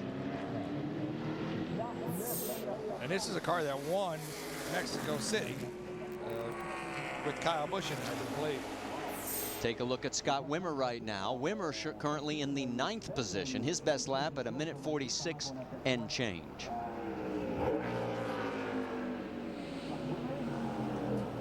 Whoa, did he clip that curb. And as Scott comes across to take the white flag on his effort, let's check in with Jack. Well, Max Pappas playing with his young son. And I hate to break the news to you, but Rusty Wallace just found out about your dinner time conversation last night with Joey Logano, and he said, hey, wait a minute. My driver's not supposed to be sharing that sort of information. Rusty's listening. What do you want to tell him? I just say that, they told me that in NASCAR they need to be very open. And, we have a great car here in the Atris Chevrolet. So I think that, it comes down to using it at the best, helping people. I really want people to help me on oval. So they treat me like I'm the super expert over here. So an advice here and there doesn't hurt anybody. Rusty said, don't worry, he was just pulling your Thanks, leg. boss. I appreciate it. Let me ask you, though, when you're watching qualifying and going out in these sessions, have you noticed anything that you're going to try and incorporate when you finally get your go in the final session? The main things I was observing was how much tape the people had and how much opening they had on the brakes. Because of course, you want to get it done in a couple of laps because you want to keep your window open for a pit stops. The more laps you do, you're going to have to come in earlier. But at the same time, maybe you need 2-3 laps. We really don't know. The main things is like I try not really to look too much at people what they do on the track because I mind my own game in a way. Like I focus on myself. But more it's just understanding about these cars and trying to make the right calls at the right time, and increasing my knowledge. Hey, Rusty, he's going to be a new father, so let me be the first to lobby for maybe a little bigger piece of the prize money this weekend, because he's going to need it for baby stuff. Well, Jack, no problem. Tell him he's been doing a great job out there, and he's very deserving of everything he does. This is one great guy. He took me to dinner last night, hey, although Rusty I did buy. Rusty said he's going to give you a big raise. Thanks. Rusty, you are the best. All right, you saw the checkered flag out. Scott Wimmer manages to punch his way up to the number 5 spot as Joey Logano again continues to amaze us, as he is now tops of the 30 cars that have taken qualifying times. That's amazing. Take a look at Brian Simo. You want to do a little power slide action here? Hang on. We got 2 wheels up in the air. That's more like a dirt tracker. Stay with us. Another group coming up here at Montreal.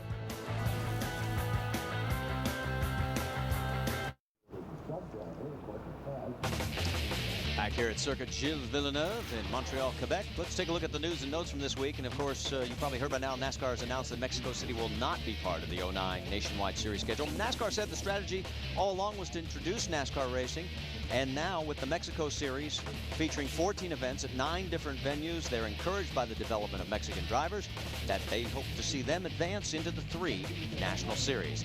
And where that date may go, well, we've heard Iowa may be on there, but we can't get Rusty Wallace to say any more about that. Then he's just looking away again like he did yesterday. NASCAR also apologizes for the Brickyard tire problems, and they did vow to fix the issue for next year. And Jimmy Johnson will run Watkins Glen in the Junior Motorsports number 48 Chevrolet. And we're just moments away from our next group, group number 7. As right now, let's talk to our provisional pole sitter, Joey Logano. He's with Jack. I'm sorry, Vince. With Joey Logano, and over a second and a half better than your fast practice time yesterday. And we talked to you before qualifying, and there was a lot of uncertainty there. What questions did you get answered there in that qualifying run? We answered a lot of questions, actually, and I think it helps to sleep on it a little bit after you've been here for one time and you kind of think about it a lot. And GameStop Toyota, we changed a lot on the car, too. So, Dave and the whole guys there changed about everything with the kitchen sink in her. So just tried to get everything I can get out of it. I went into a couple corners trying to scare myself, and I did. And I was happy I got through those corners, and that was good enough for where we are now. But when you get those road course ringers out there, they're going to be digging. But it's a big pickup from where we were, so I'm going to take that. How about from the strategy of qualifying now compared to what you're going to face in the race, a different animal? Oh, it's totally a different animal. We go out here, 110%, all we can get, locking up brakes, all screwed up. And then you go into race mode, and you're going to be backed up so much trying to save your brakes and stuff. So I'm not the one to be saying much because I have never been here. So, but that's what I hear. That's what everyone's been telling me. So I'm going to go on that one. It never seems to quit amazing us, Joey Logano on the provisional pole. Jack? Vince, I was walking up and down the garage area here, and I saw this giant crowd, and I said, my gosh, what's going on? Is there a problem? And then all of a sudden I realized as he goes into the box now that this crowd of reporters, people just with digital cameras, we're all focusing on one guy. Jacques Villeneuve is getting ready for his session. He'll be the next group after the group that's about to take the green flag. And what's interesting about this is Villeneuve has invited one of his old friends, Barry Green, to this race. You remember that name. Barry Green was his crew chief and his owner of Team Cool Green when Barry Green and Jacques Villeneuve came from a lap down to win the Indianapolis 500. I asked Barry, are you going to be doing anything this weekend? And he said, no, I'm here just to watch my good friend try and make this race. And that is still to come, as now we get a look at Group 7. There is Brad Coleman, and Brad has some good experience on the road courses. We'll talk a little bit more as Justin Marks, David Rudiman, Clint Boyer, and Greg Biffle, 3 of our double-duty drivers in this group, and those 3 have not seen the track until now. Well, I wonder if they could keep up with Carl, because Carl is sitting in 5th spot right now, 6th spot. So we'll see how good these other guys are on coming in here cold turkey. Boy, look how much time though Edwards picked up, over 20 some positions by just going out to qualify. It was a great move. Moving on to Brad Coleman here. When he on his turn 1, Randy, that turn 1 looked fantastic out of this car. He got in there and just whipped right around. Brad did a great job. Well, remember, Brad ran here last year in the number 18 Joe Gibbs Racing Machine, started 17th and finished 8th. And he has a road racing background, even as a teenager. He and Colin Brown teamed up in '05. Remember, they ran the Rolex 24 at Daytona, finished 7th in that race. And both those guys did a commendable job. I mean, they were like babies back then. Same year that you did. I mean, I run the 24-hour race in the Southern car, and then you run one that's coming back next week, right? I had a great time at the 24 Hours of Daytona. I was teamed up with Danica Patrick and Jan Lammers and Alan McNish. That McNish, holy smokes. You talk about a great driver now. And Jan Lammers also, those German drivers, incredible. This kid right here, though, was good. He went to Mexico, and I went, where in the world did Brad Coleman get this road racing experience? Because you could tell right away that he was fast on these road courses. Well, we're watching him right now. He's about a half a second off on his first lap, but that's good enough to put him in the 4th position right now, behind Joey Logano, Mike Wallace, and Ron Hornaday. I'm telling you what, I like how he gets through that turn 1. Puts about half of that car. 45-18 P4. Puts about half of that car over those ripple strips, kind of cuts that corner a little bit. And we saw Scott Pruitt doing that yesterday, too. And we all know Scott knows what he's doing, that's Correct. for sure. All right, we know Brad can get around this racetrack, the 2.71-mile circuit Gilles Villeneuve. How about Clint Boyer? Has never been here until right now. This is no computer game. This is real life time right now. I will guarantee you his heart's pounding right now. He knows he wants to get a good lap. He wants to qualify good, and he was a little confused. He thought that he was going to go tailback and miss the driver's meet. Right. Had no idea his crew chief was messing with him. He still has time, though. He could still miss the meeting. Okay, so there's his warm-up lap. It's 4.7 seconds off the pole. It would be good enough for the 26th starting position right now, but let's see how he improves over the next 2 or 3 laps. Okay, Clint, it's time to pick it up right now. No more messing around. He's our series point leader, so he really wants to. He don't have a big enough lead to throw away a race, that's for sure. Well, and remember, Keselowski right now is qualified 18th, second in points. And as Clint continues, let's check in again because Brad Coleman is so close. Look at the clock there, just a 1/10 of a second, now under a 1/10, and this could be a new pole run. Here he comes to the stripe. Is it going to be enough for Brad Coleman to bump Joey Logano off the provisional pole? And yes, it is. Coleman goes 104.5 seconds. That's 144.5. A minute 44 and a half. Guys, I'm telling you what, that car is... 44.50, your choice on the 3rd lap. Watch your water temp. That car is flat getting through turn 1 and 2. It's one of the fastest looking cars I've seen so far today through that corner. Okay, crew chief says it's your choice. Careful on the water temp. What are they talking about? Well, you know, he's checking. He knows he just had a good lap. I think he's off of it now. Yeah, he said, okay, I'm going to cool everything down. I'm going to cool the brakes down. He was very aggressive with the last lap. He's very happy with it. He goes, okay, next, what do we got to do? You know, we're good enough, and we'll just bring it back in one piece. Well, and as we take a look at Greg Biffle, you heard with his interview earlier, and we were all speculating as to why they would not run Colin Brown, especially after he sat on pole in this car back at Mexico. And we had the answer that we expected from Greg pre-qualifying. Yeah, Marty, they have to plan these things out way ahead of time. I mean, Greg Biffle right here, he's been the driver of this car. 3M wanted him in this car, and it's something they did a long time ago. So that's what happens. Generally, it's sponsor-driven and owner-driven and planned out. And this was planned to be his race the whole time, not Colin's. Well, and we didn't realize how big a presence 3M had up here in Montreal until Greg told us. You know what? Whoa, wheel hop, you hear that? Yes, he did. And that's something that the industry, the Nationwide Series, is seeing.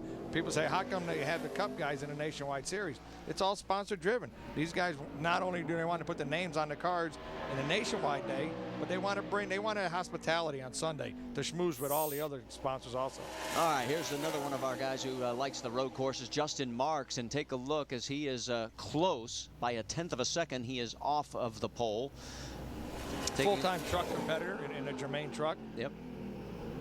Watching him come down through turn 13 and 14.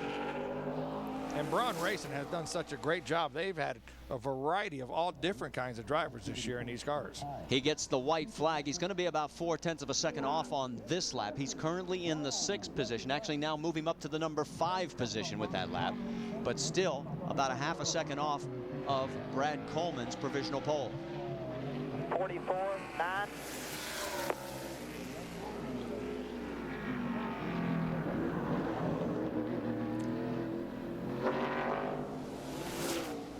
One guy we haven't checked in on. Let's see how David Rudiman is doing. Rudiman, not a big fan of the road courses. He is 22nd right now. Clint Boyer is 23rd. That's still better than they would have started had they missed this qualifying effort.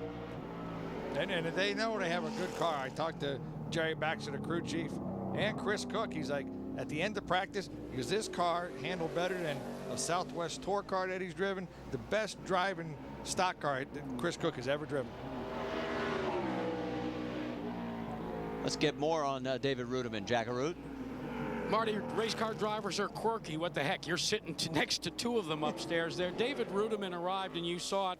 He arrived in the ambulance helicopter, the evac helicopter. He said it really made the little short hairs on the back of my neck stand up. He said, I had vowed that through my entire racing career, I would never end up on an evac helicopter. He said, when they picked me up at the airport and said this was when I was going to ride to the racetrack, he said, I had second thoughts about it.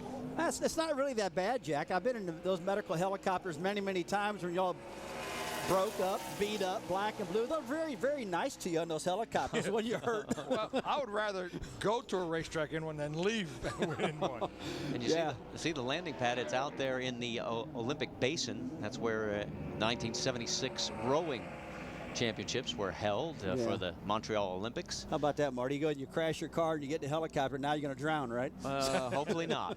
And you can see David Rudiman has cut it off, and Rudiman has pulled in. He will stay 23rd right now. His best lap at a minute 47.7. So right now, Brad Coleman is the man, is in the catbird seat. Vince? Brad Coleman on the provisional pole, although you said you maybe would have liked to have had another lap. And what do you feel like you left out there? I feel like in the braking zones, for all the chicanes, maybe could have gone a little harder, but that's how it always is. You know, when you make a pretty decent lap, you think you can go harder. But, I mean, this Scott Tissue Ford is really good this weekend. Didn't get to do qualifying run in the second practice, so we pretty much threw it at it. But guys did a great job. Hopefully we'll start in the top 10 here. I mean, it's a pretty decent lap, but we got some big cloud cover coming, and hopefully it's not rain. So if you felt like you had left something out there, why didn't you take that final lap? Well, I was taking it and going through I think turn 3 or whatever, I got a little loose and I got sideways and it wasn't worth it. So from then on, I just cruised back around. Yeah, better safe than sorry, but so far the 27 on the provisional pole. Brad Coleman. Marty? His only other pole came at Talladega in April of '07 when he was driving for Joe Gibbs. It's probably not going to hold up. His point, here's the reason why. Take a look at the specialists that are still to come. Yeah, it's going to get fun here at Montreal.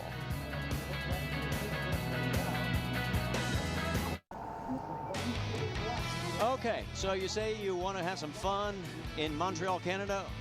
These guys are flying on the St. Lawrence River, and then all of a sudden they decide, let's turn around and do all kinds of spins. Are they going to do a spin for us? They did it yesterday. I don't think we're going to spin. Oh, doggone it. That looked cool. It did. Unless it tips over. Looked like you at Bristol a couple times after you got some help from behind. He's trying. Look at this. All right. Let's get ready for our next group. Oh, boy. This is Jacques Villeneuve. And for the Quebec fans, with him in this group, they will be on their feet cheering him around this entire 2.71-mile layout. The former Formula One world champion, the Indy 500 winner, a huge, huge crowd favorite, along with Patrick Carpentier here in Quebec. Just listen to the crowd. He goes by, they wave, and look at the flags. The Quebec provincial flag and Carpentier and Villeneuve's name adorning.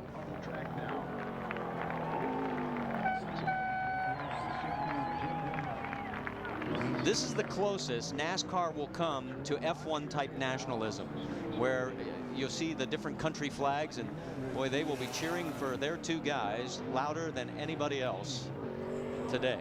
These fans love coming to this racetrack, and I got to tell you guys, I love coming to this place too. It's probably one of the coolest cities I've ever been to in my entire life. It's just really neat place. There's Jacques, and now we get a look at Boris Said in the number 25. He ran out of fuel yesterday. I asked him if it was delivered. He said, oh, no. And he said it really screwed us up because we never got a qualifying sim run. So this is it. Boris going to be on it. And so far, on his first hot lap, he's a 1/10 of a second under our provisional pole of Brad Coleman. Well, things are going to heat up right now. These top 10 going out next, or top 9 actually, have been the fastest all through practices. And I believe we're going to see a pole setter out of this group for sure. Well, while all this is going on, Clint Boyer ended up 20th on the list so far. There he is. Vince, let's talk to him. Well, the crew was looking underneath the car as well. Did you get up on that curb a little heavy? Well, yeah, I mean, my teammate Kevin Harvick told me to get up on him and use him, and I kind of hit a little bit, but I didn't know, what you can get away with, so just kind of looking underneath of it. It's just, a little bit nerve-wracking out there right now, but Dan and all the guys, Stephen Lai, I want to thank him for practicing at BB&T Chevrolet, and it's supposed to be a fun weekend. We're going to have some fun with it, and, we'll be coming from the back, but it's a long race. Got to learn a lot. The biggest thing was the runoff areas, like coming up off the corners. You don't know how far to go, how far to trust it, and I'll learn that in a race. How difficult was it? Because this was your very first laps on the track during qualifying. Conservative, err on the side of conservatism? Well, yeah, I mean, the track's obviously so close and so tight with all the guardrails on both sides of you. You hear all the horror stories. Everybody you talk to says, man, really be careful and make sure you slow down, but you don't have to slow down quite as much as they said. We'll be able to get up on it and end the race and have some fun. That's Clint Boyer, currently 20th. Make it 21st. Boris said just goes to number 1 on his very first hot lap at 1:44.04 seconds. Let's check in on Jacques Villeneuve, as he is off the pace by 1.7 seconds. He'll warm that up, and one of the things, Boris has his Cup crew chief Frankie with him, Frankie Stoddard. So these guys built a brand new race car for this facility. They were fitting Bobby Hamilton in it, and he couldn't reach the pedals. Did you see how much Villeneuve chopped off going into the corner there? Well, he missed the first one because he cut it, but that's something we've seen. These guys are putting half their race car over the first turn. Guys, yesterday Villeneuve actually ran a lap of a 1:04.26, which would put him second quick right now if he can repeat that. It's so difficult. He's never run a huge stock car like this on a road course with these tires, so it's going to take him a lap to get going. Let's check in on Ron Fellows, who's driving the number 5 car this weekend from Toronto, Canada, and he is on a pole run. He's second right now behind Boris Said by 0.4 of a second. Out of the JR Motorsports camp, this is very tied in with the Hendricks group. So this is a very good race car. Yeah, I saw him back at Mid-Ohio when we were doing the IndyCar race. He was licking his chops to get into this car at this race. And he lost a little bit as he's heading down towards the hairpin, but look, under braking. Here he comes back into the negative side.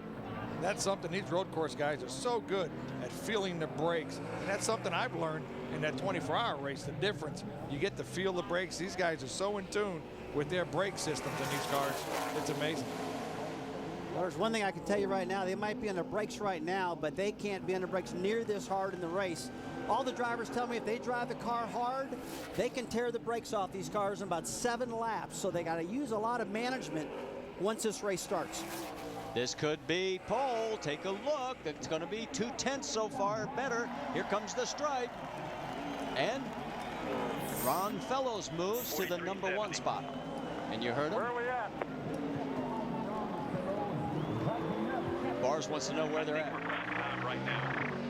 You heard the crowd in the background. They were cheering Villeneuve. He just goes to number 4. Brad Coleman's been bumped to 3rd.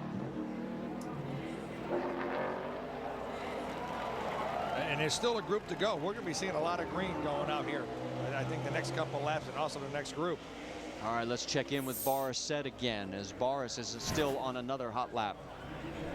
Right now, he is oh so close. Just went back into the positive. Down into the hairpin. Want to get that into the negative numbers, which means you are quicker than the provisional pole. He's missing it by about 1/10 of a second.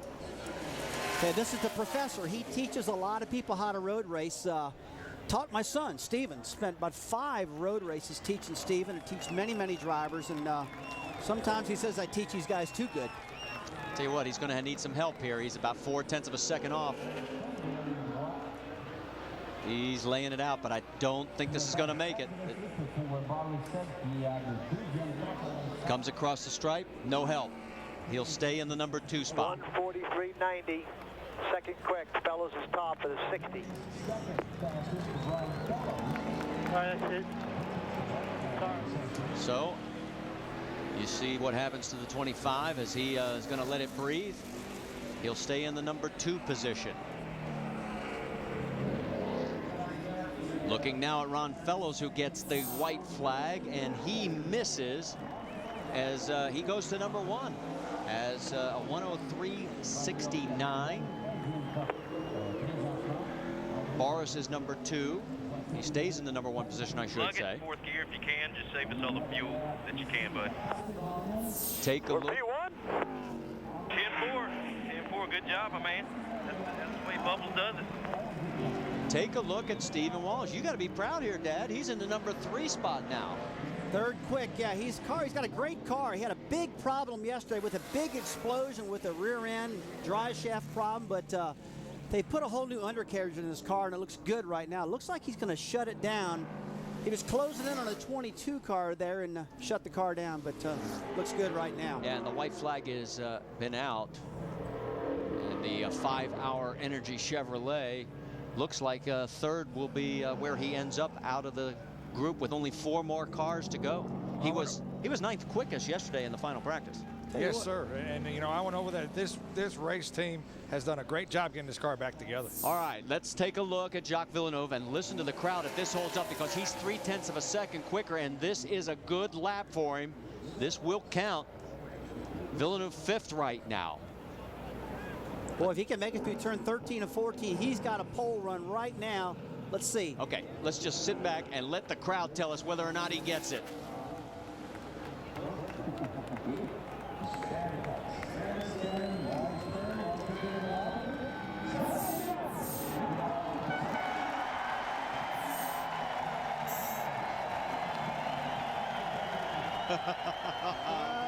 Did you get your answer, folks? Oh, they love him up here, that's for sure.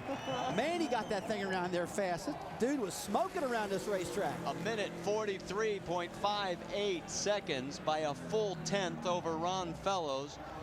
Boris Said is 3rd right now. Stephen Wallace a very strong 4th, and Brad Coleman in 5th with 4 cars still to qualify. Boy, it is heating up right now. I mean, they are getting faster and faster. We knew it was going to happen. Absolutely. I mean, but wow, that was a fast session right there. Those cats were quick. So Jacques, who won an Atlantic Series race back here in June of 1993, currently sits on provisional pole in his home race in the Nationwide Series. All right, we told you about what happened to Stephen yesterday. If you weren't with us, let's take you back, because this crew had a lot of work to do.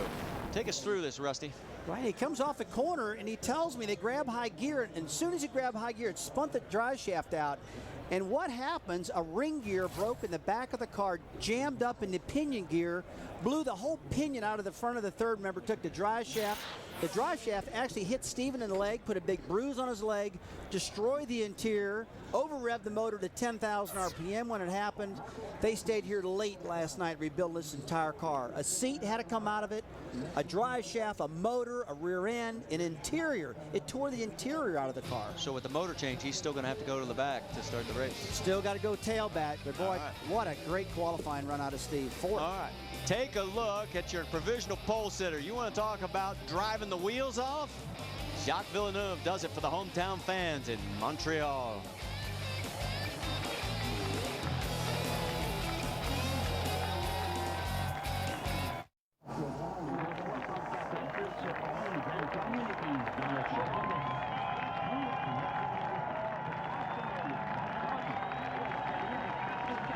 That is the Quebec hometown fans cheering their man, Jacques Villeneuve. Now the question is, can the fellow Quebecer outdo him?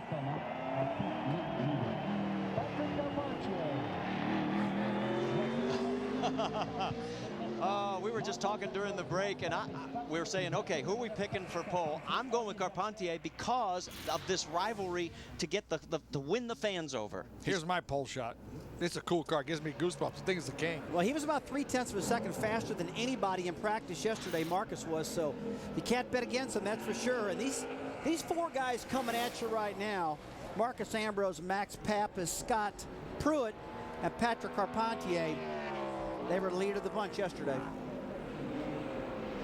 A final 4, and the clock is now ticking. 31-year-old Marcus Ambrose. Now, do you think with Patrick, it's more to beat the countryman? You know, it's sort of like trying to beat your own teammate. You always want to get better than the other guy, whether it's your teammate or not. I think so. And Ambrose, boy, he is laying it out right now on the first lap. You know, Ambrose, we know he can win this race. We know how strong he was last year. He's not thinking about the being in Canada right now. He's thinking about winning this thing. He got so close last year, guys. And you saw what happened with Robbie Gordon himself late in the race. We've seen it was Jacques' last lap. That was his fastest lap. So it'll be interesting once they put some heat in these tires to see what happens. Well, while we watch this, Vince Welch is caught up with the hometown hero. Congratulations, Jacques. Did it feel as good to you as it showed on the time clock? It was hard driving. We didn't do any laps with new tires yesterday, and the car was moving around a lot more. So I didn't think I would do it. Normally in the fourth lap the grip is gone, but you just have to go for it and hope you finish the lap. Qualifying in the race, obviously quite different. Do you feel like you have a car that can please all these hometown fans here today with a win? Well, that would be great. Yesterday we had a really good car on old tires, which probably is a good thing for the race. So looking forward to the race. Have you felt a challenge in particular about any portion of the course here? Well, the brakes, braking hard and making sure it drives smoothly through the chicanes, because when you throw the car around, you just end up sliding and bouncing. And the brakes after 3 laps go away, so you really have to be careful with them. So far, so good. P1, Marty. And it is still holding up. Marcus Ambrose's first lap moved him into P2. As you can see, he makes his way through turns 1 and 2. Let's take a look at Mad Max Pappas as he is coming to the end of his first official lap. And the native of Como, Italy, just misses as he goes to the number 4 position, about 0.3 of a second off. Let's go back to Scott Pruitt as he just crosses the line. And Pruitt has just taken the provisional pole. Oh, big time, too. A 102.90. I mean, they just killed everybody just then. Heck of a run out of Pruitt. You know what? He ran the DP race last night. He's got the most laps of everybody here with what he's doing here. And he finished 5th in the Grand Am race yesterday. And right now, he has disappointed the Villeneuve fans. So they will all be cheering for Carpentier to take it back. But that's going to be tough. 102.9, that is stout. And he's on an even better run this time. I take it the valve stems are properly seated right now. If I had to guess, yeah, they went over those tires 2-3 times. Tell you, Pruitt, one of the best road racers in the country, that's for sure. You see what he runs like in those Daytona prototypes. Wins all of them, it seems like. And he's got his rhythm down. He really knows how to move this car around. All right, while this continues on the backside of the racetrack, let's check in with the 64. As Max Pappas appears to be making another effort at the pole.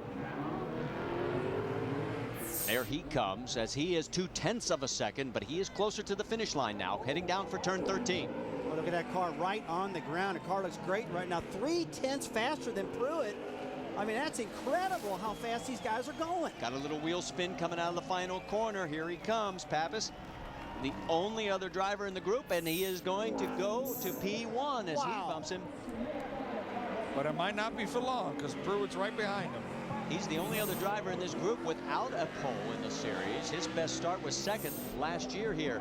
Now let's go back and see what happens with Pruitt as he has just put himself back into the pole position on his last lap, and I think he's going to let it cool down. Pruitt just crossed the line before we came back to him at a minute 42.56 seconds. All right, that leaves it up to Patrick Carpentier. He is currently 5th and is oh so close here. No. Getting a little wheel spin there coming out of 2. Boy, Carpentier looks pretty good right. This awful close right now. Very close. Boy, you can tell these ringers know how to get around this racetrack. Carpentier, of course, the former Champ Car star. But he's 0.3 of a second off, guys. That's going to be hard to make up. I believe he's going to drive this one out, guys, and hope for the best right now. But if he has a good turn 10, in fact, 8 and 9 coming up right now, which we know is the #1 passing zone in today's race from what other drivers tell us. he can pick some time up there. Let's take a look here. Yeah, no, in fact, he lost a little bit off at turn 9, so that's not a good corner for him. He's got the hairpin coming up now, turn 10. Watch how deep he takes it here. Listen to the fans. Got way too wiggly. Yeah, the car's not stable. No, just couldn't get it done right there. Actually lost another 10th. Right now, he is 5th on the charts. Villeneuve is 4th. It's Pruitt, Pappas, Ambrose, 1, 2, 3. It looks like Pappas is starting his final lap right now. If he's going to get it done, it's going to have to be this lap. Doesn't look like it's going to happen for Patrick Carpentier. He comes down to the stripe as we now focus on Max Pappas. Carpentier was good enough to go ahead of Villeneuve. Put her in high gear, bud. Save as much fuel as you can for us. Okay, so Pappas has gotten out of it. So it looks like Max is going to settle for the number 2 spot again. It's like they're shutting it down, trying to keep the motor cool. And, you know, saving the gas is really not a big deal right now. These guys got plenty of gas to get to their first segment. I hear a lot of guys are probably going to pit around lap 15 or 16. See what happens. And there is your pole sitter, Scott Pruitt, as he steals the thunder from Carpentier and Villeneuve. And we'll get a chance to talk to him when we return to Circuit Gilles Villeneuve in Montreal, Quebec.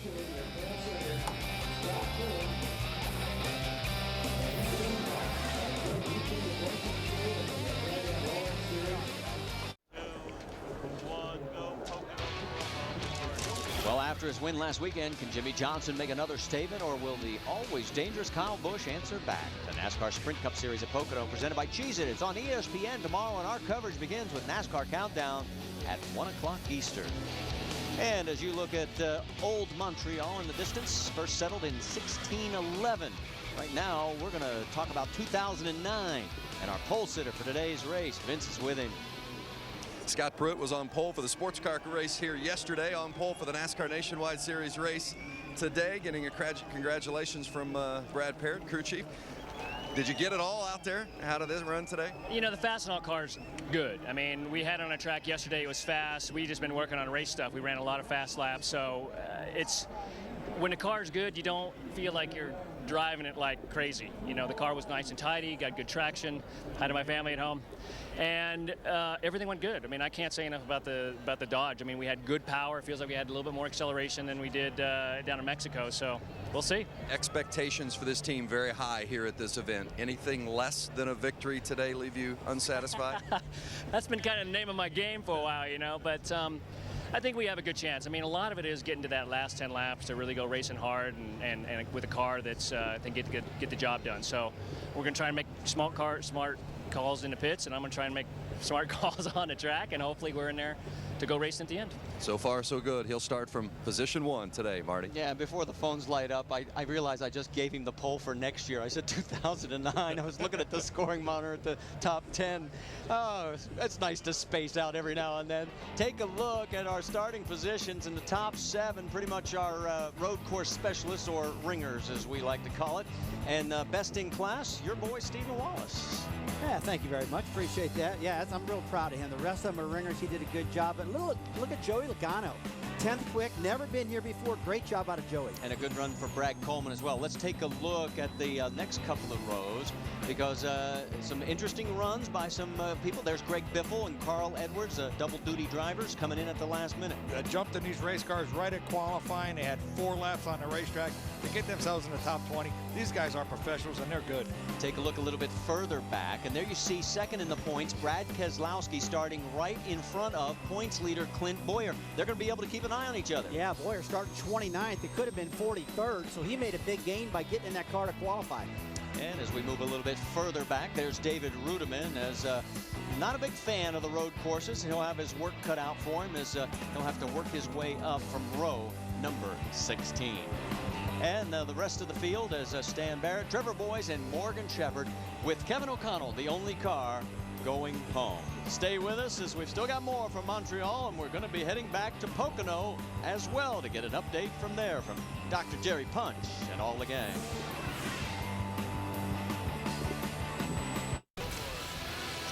NASCAR nationwide qualifying brought to you by Haynes. With panties that won't ride up, be wedgie free. No wedgies for Scott Pruitt as he is our pole sitter. As we took a look at the top 5, 2 Dodges, and then we have a Ford, a Chevy, and 1 Toyota represented as well. And one of those Chevys is with our Vince Welch. Max Pappas, the nickname Mad Max, but he's not mad right now, smiling, very happy with the car in qualifying. Do you feel like you've got a race car capable of winning today? I can tell you, my Atreus Chevrolet today ran really well, and I was really happy. When I heard 42.8, I thought that was going to be good for pole, but I guess that Scott right behind me, got a little faster than me. I can tell you, we have a great car. Qualifying, even if people say it's not important, it is important. I like to start in the front, stay in the front, and I'm going to keep my Atreus Chevrolet up there. We have good people, here on the team. Rusty gave me a great opportunity, and I'm up here. I'm on heaven, man. Outside pole, I think that's great. The Canadians having a big party here with Jacques and with Patrick and Ron Fellows and so forth. But how about the Italians coming in and being the spoiler here today? What are your chances of that? I can tell you that Montreal is a huge Italian community, and I have a plan. Kind of spoil this Canadian fest here. We'll keep an eye on the 64. He just might do it. Jack?